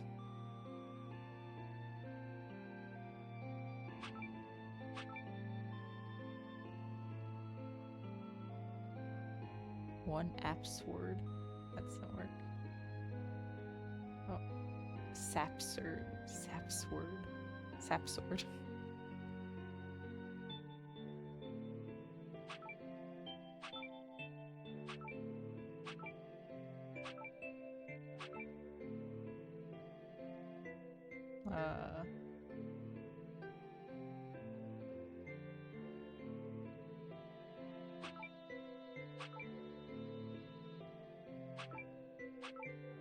Password, alright. right? No. And then I just have to swap some of these numbers around. Shoot. Okay, okay. Password is down here.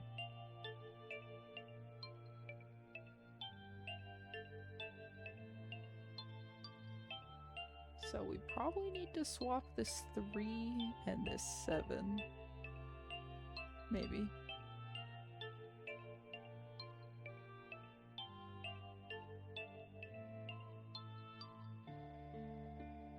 Maybe the 3 and the 1. Maybe the 3 and the 1. Okay, okay.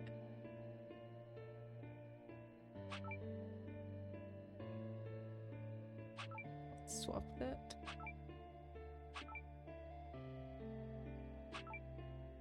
Oh shit. Go back. Okay.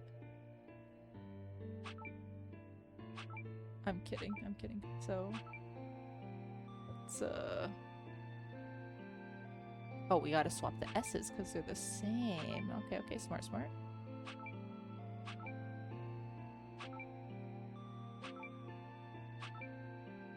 Alright, smart, smart. Success, thank you. Please enter password.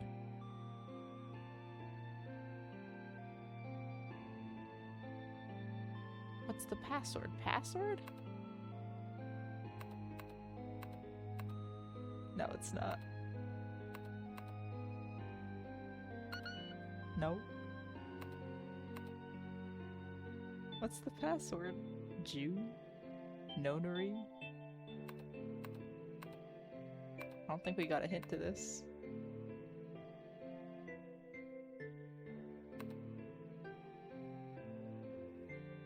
$9.99.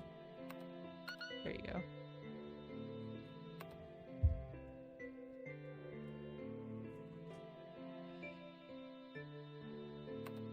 How are we supposed to figure this out? I guess her name's Akane. I'm kidding. Password? Yes. Any hints? No, there are not.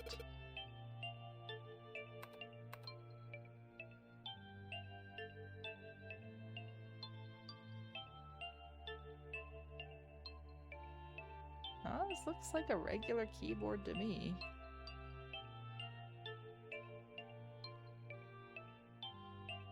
I don't see any hints. Let me just get the NPC to help me. Yes. I already typed in password though.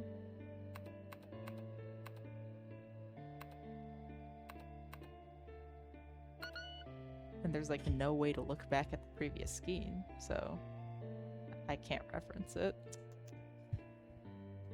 What? 9 is the password? I don't know. Notary.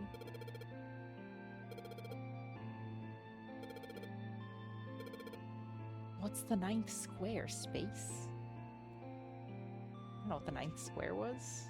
I need to look back at the puzzle answer. Oh, space. I can't press backwards. Dang it. It's not even gonna be space. What does he mean by the blank one?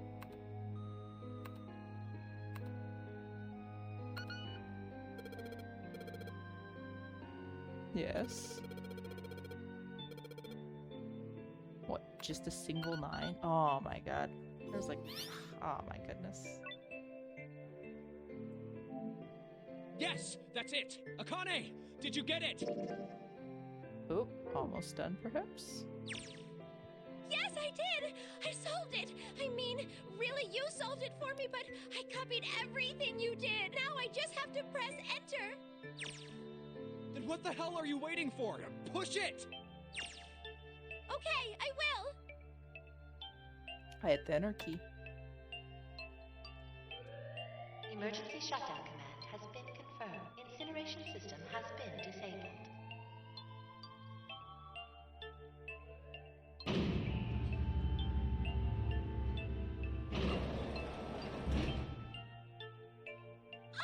Jumpy! It worked! It worked! The incinerator shut down!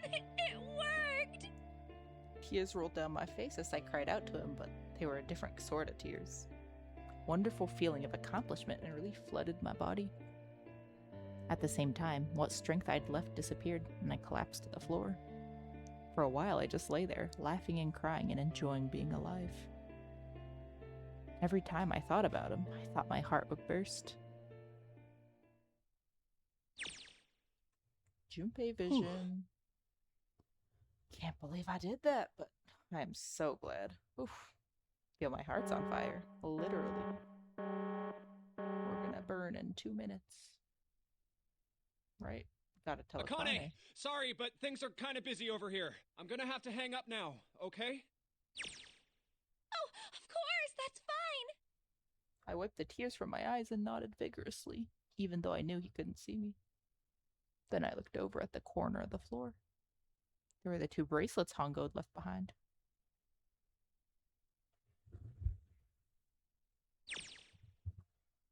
Now. Well, Seven and Lotus don't look particularly happy with me. Not a very nice look to give someone who just saved your life, guys. Junpei, are you... Okay. Shut it. Right. Okay, maybe they do have a reason to be pissed. So what if I haven't? Why has he not pressed it yet? Alright, go press it. Incineration will begin 90 seconds. Doesn't work for us. Uh-oh.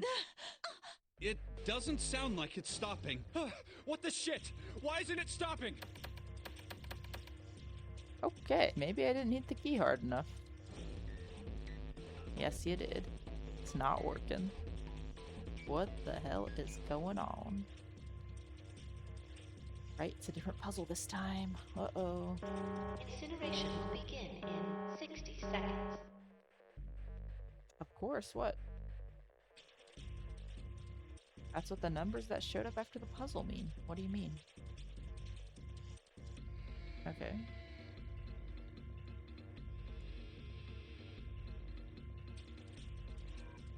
It's not a 9. It's not even a number. It is hidden, but an exit can be found. Seek a way out. Seek a door that...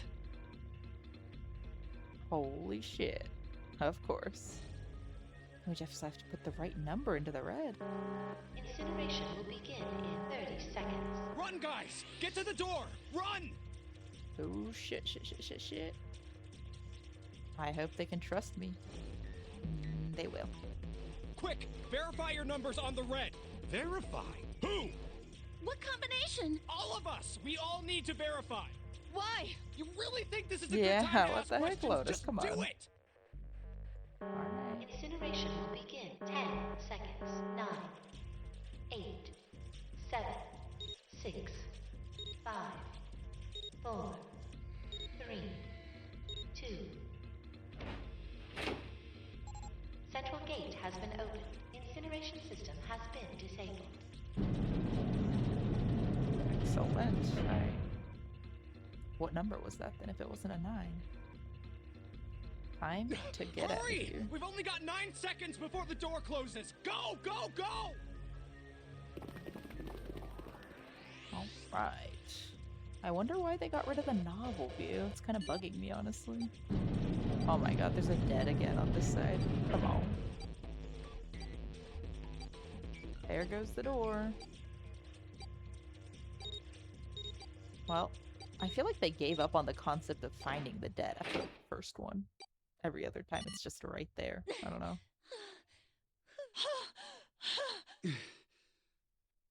Shit.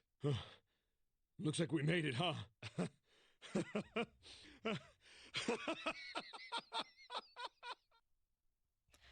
Oof, that guy sure can laugh when he wants. Clover and Lotus are totally out of it. Snake's shaking his head. I just want to take a nap. Akane? Akane! Can you hear me? Akane!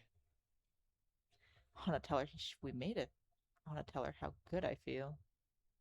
But nothing.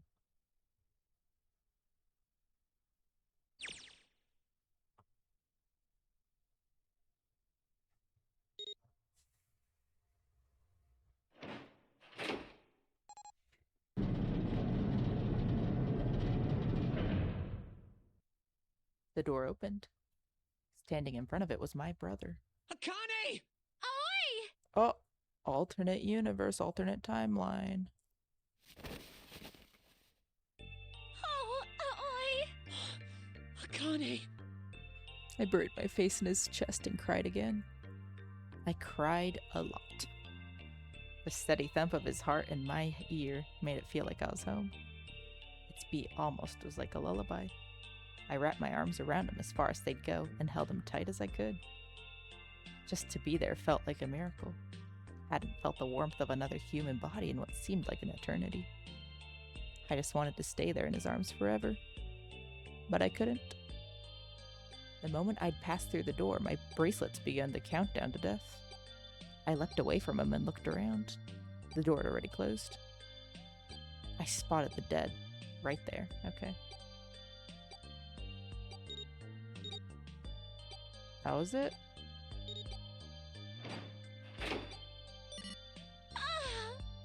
I took a deep breath and looked around. Huge detective who we'd called 7 in 9 years and Snake, the blind boy, were looking at me. They seemed to have been utterly stunned by my sudden appearance. Their eyes were wide and their mouths hung open. Alright, let's get out of here. If we don't book it, we might run into Hongo again. Oh, he was right.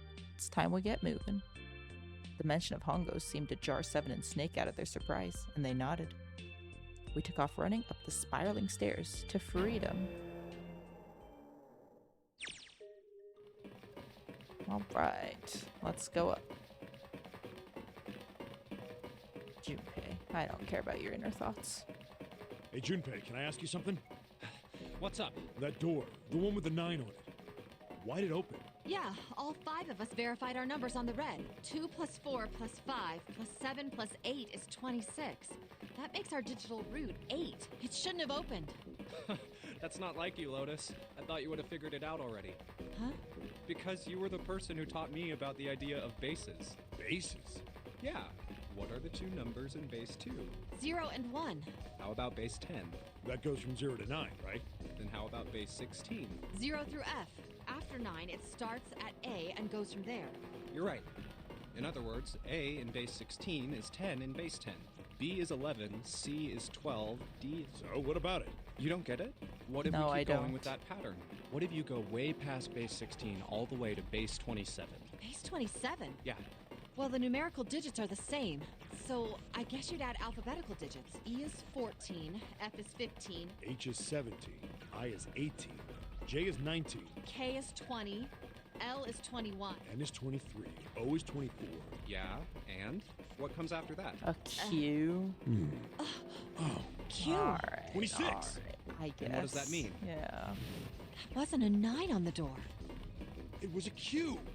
A fucking lowercase Q! Kinda poorly drawn lowercase q Yeah, on that's pretty much purpose. it. Yep. I guess to put it another way, you could say that it was a 9 in base 10, but a Q in base 27. Running, running, running. Alright. Okay. Stop describing your pain of running, please. Run. Yeah, I guess. Keep running, dude. We're in the end game. Please keep running.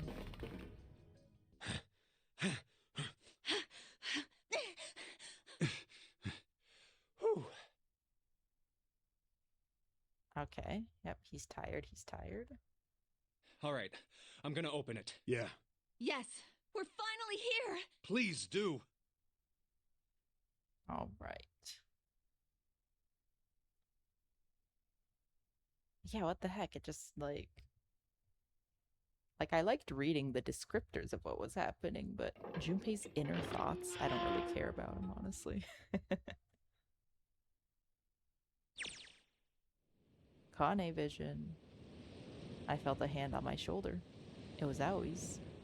He gave it a small, reassuring squeeze. I was so happy I felt like I could melt. My heart was at peace. And not only because my brother and I were back together. Thanks to the huge detective, all 9 of us who'd been kidnapped. Oh, we're finally able to escape. On the distant horizon, I could see the faint outline of the ship as it sank. Where'd he get the stupid looking escape boat from? There's not even like life vests on here. Come on. It's over. Boy whispered. Yeah. It was over. It was finally over. Or was it? Was it really? No, I was wrong. That wasn't it at all. I was sure of it. This wasn't the end. It was only the beginning. This was only a prologue to what would happen in 9 years.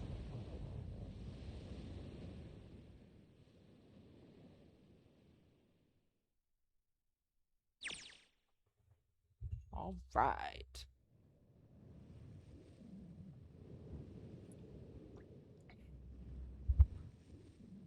All right. No way. What? You've got to be shitting me. What? It can't be. This is... It's the Nevada oh my goodness, it's the Nevada facility. That's so funny. Wait. That's so funny. This is the building in the Nevada desert. The mock experiment building. Oh my god. This whole time we were in Building Q. Sure enough, it's a desert out there with mountains all around it. Hello there, son. Boy, am I ever glad to see you. I don't think I've ever been so happy to see a sunrise. Huh? Did I just hear some? Oh, there go their bracelets. Guess I've never gotten a good look at the underside of these. Let's see. Just a little electronic chip like in an ATM card. That's it. There's nothing else. Nothing that even looks like a detonator. There's never a... Oh, there was never a detonator to begin with. Akane. Jumpy. Luke. It's Obi-Wan. Guess I might be pretty crazy about the girl if I think I'm hearing her voice in the wind.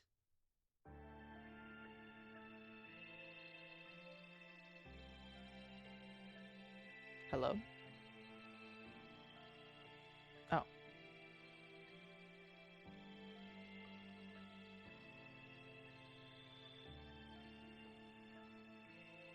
Okay.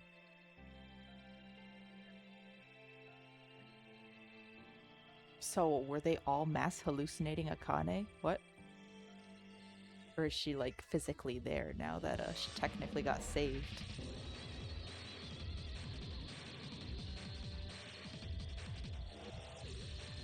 Yeah, okay. I assume that was the true ending. I assume there's no other endings aside from that. Yeah. Oh, good game, good game. At times. I'm not the biggest fan of, like, replaying games to get all the stuff, but you know what? They made it easy to, like, jump back and forth between the scenarios to do that.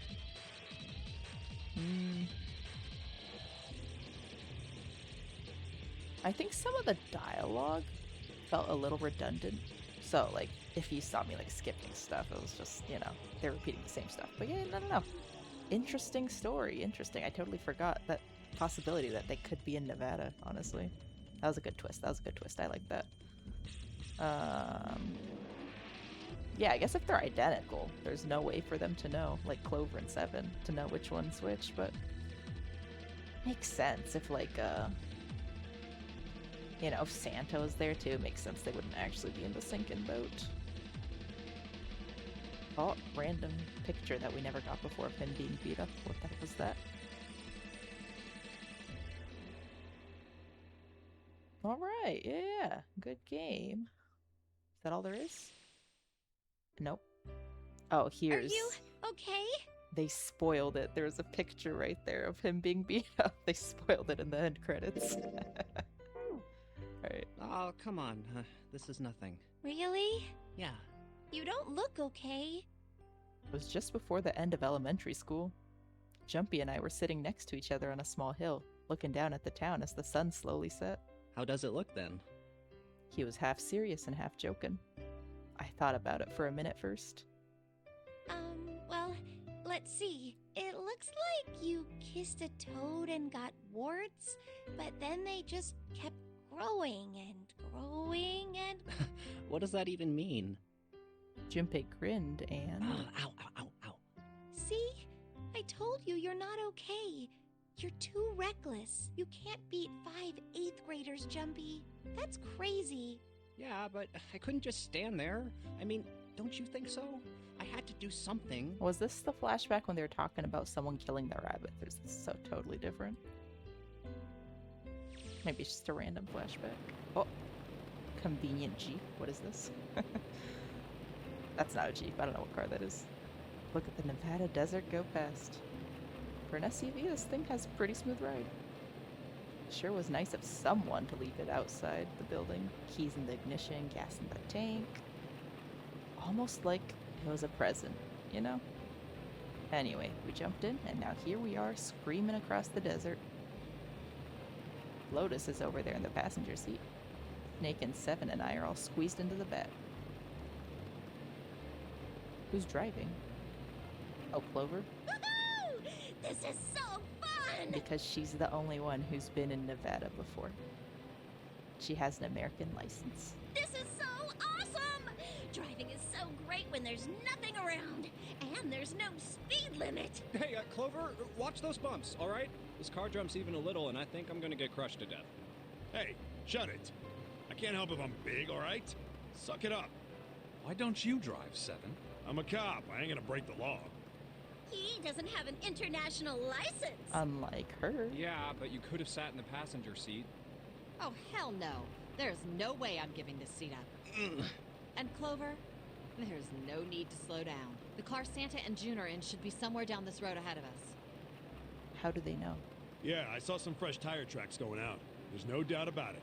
Then we've got to hurry if we want to catch them, don't we? Sure thing. Oh shit. God damn it, she does not have to drive so fast. Clearly he's never visited the West before. Man, I didn't even think a car like this could go this fast. For sure throwing up a lot of dust.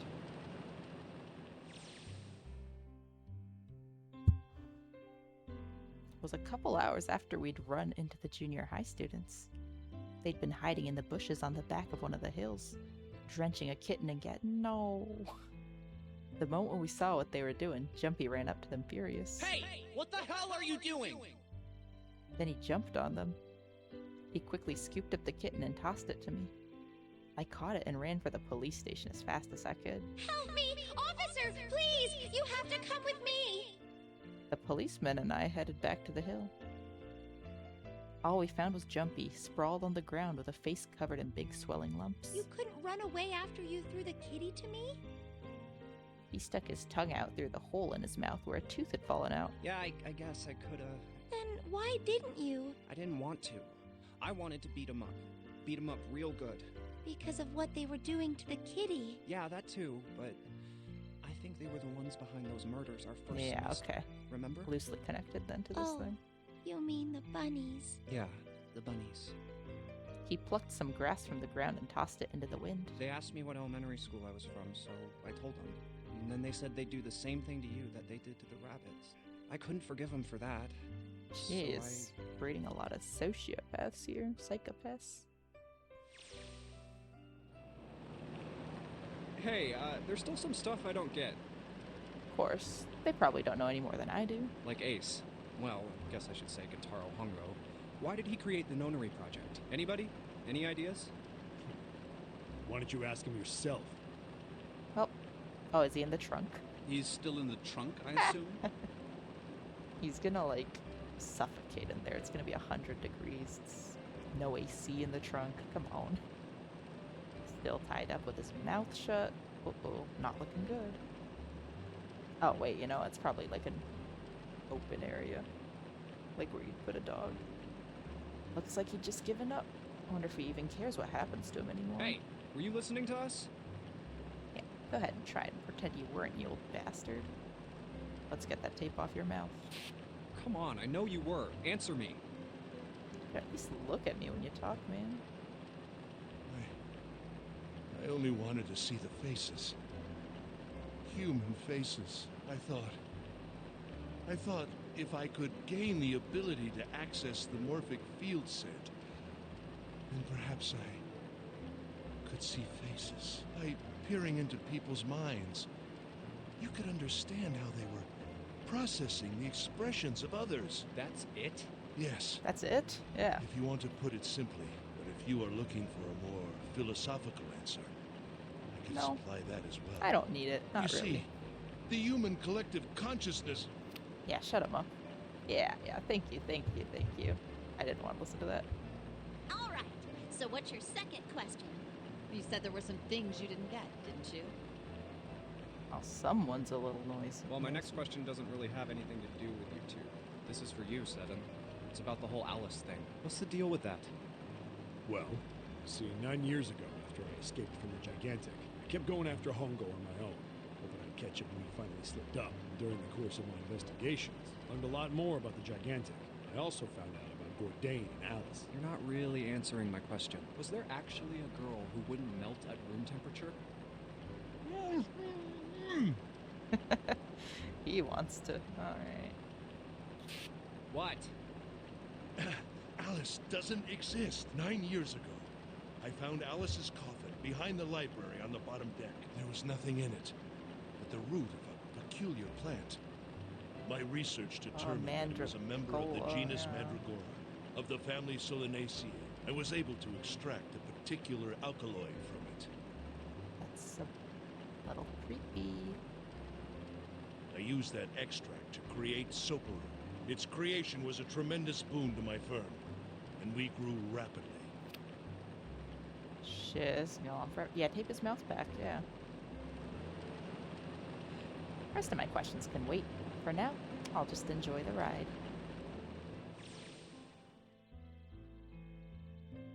Here, this is for you. What's this? This is for you, doll. His name is Junpei. It's very cringe of you, Junpei. Junpei pulled something out of his pocket and shoved out his arm toward me.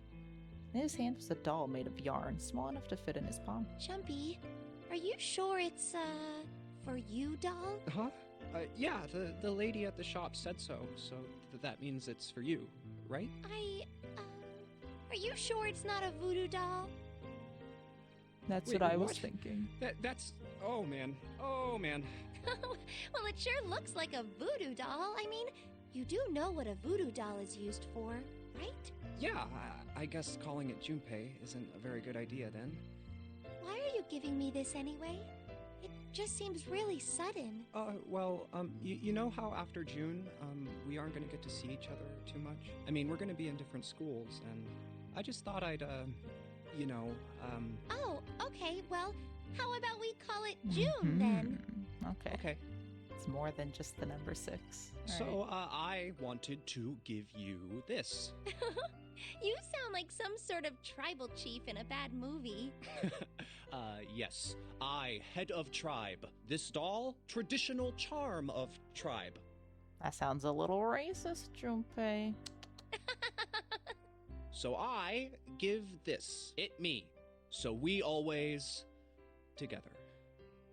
It's not Oh, very nice Jumpy. of you, Junpei. If something bad, then hold and pray. I go wherever you are. So here, take. I reached my hand out and picked up the doll gently. Thank you. Thank you so much, Jumpy. Before I knew it, I was crying. Tears streamed down my face and fell onto June's tiny yarn body. Oh, Jumpy. I'll never forget you, I promise. Jumpy looked straight into my eyes and said just 5 words. I'll never forget you either. The sky was a beautiful crimson red as it melted down toward the horizon.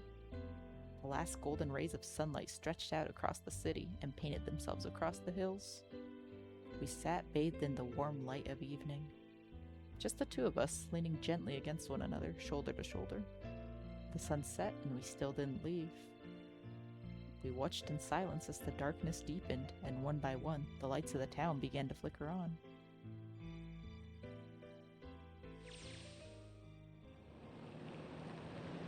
There's still another thing you don't get. The biggest mystery, alright? And the one that's really important. To do with June and Akane. 9 years ago, she died in the incinerator.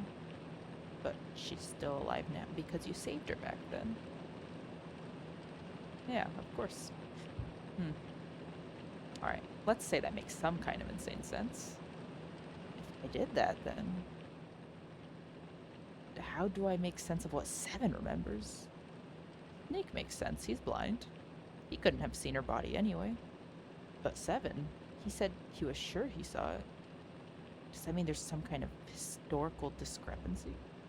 Or wait, maybe that's not it. There's one other logical explanation. What was he? Oh my god, was what? He told me the truth, 7. He looks satisfied. No. No way. No way what? He couldn't what? Hey, look! Over there! What? There's somebody next He to couldn't the road. what? Huh? What? What? Hmm?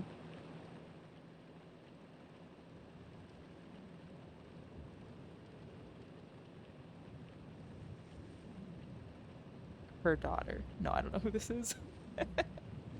This is Alice. I don't know. Who is this? It's the coffin girl. The burning gaze of the Nevada sun pounded down on her head. The desert around her rippled with heat. Standing there on that shimmering plain was a woman, her arm out and thumb up. It'd not be long before Junpei realized who she was.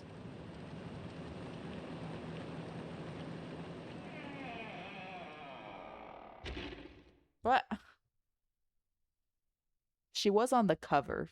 Like, when you go to the home screen, she was on the cover of, like, the game, so I assume it's another one of those I met you at some other point in time. Oh, trophy! Don't forget your towel.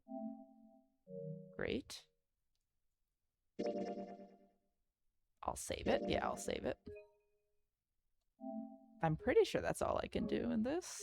Let's take a look at our timeline. What is it? End. Alright. Alright, is that it? Yeah. Ooh, that was a long one. That was much longer than I thought it'd be after I got to like this point right here. Wow, that was much longer. You know what? Good though. Good ending. Little what is it? An air of mysteriousness. I like it when things end like that. But yeah, that's it for me for today. It is 3:15 a.m. That is super late. I have to wake up before 9 too. That's all right. Business as usual. But yeah, that was fun. I will play the other 2 games in this series at some point. Next game I'm gonna do is Control, and then Control Resonant comes out soon after, so probably won't be for another couple months at least, but I do have the other 2 games on here, and I am very intrigued to see how this end resolves, so I will come back to this in a couple months for sure. But yeah, other than that, that was Nonary Games 999. Very fun. I think I'd rate that. It's what I rate so many other games, but I'd give that an 8, Pretty good. Yeah, that was my first, aside from like Doki Doki, that's like very short. I don't think that would count. This is the first full-on visual novel that I've played, so fun. But yeah, anyway, thanks to whoever's still watching. It's late, so I don't know. But if I'm not back tomorrow, I'm not going to be back Monday because I have a conference to go to for a couple days, but I'll be back on either Tuesday or Wednesday, and we will be beginning Control then. I'm excited for that. I'm replaying it to prepare for Resonance, so yeah, that's about it for me. Hope you guys have a good morning, I guess, at this point, and I'll see you when I see you in the next 2 or 3 days. Have a good night.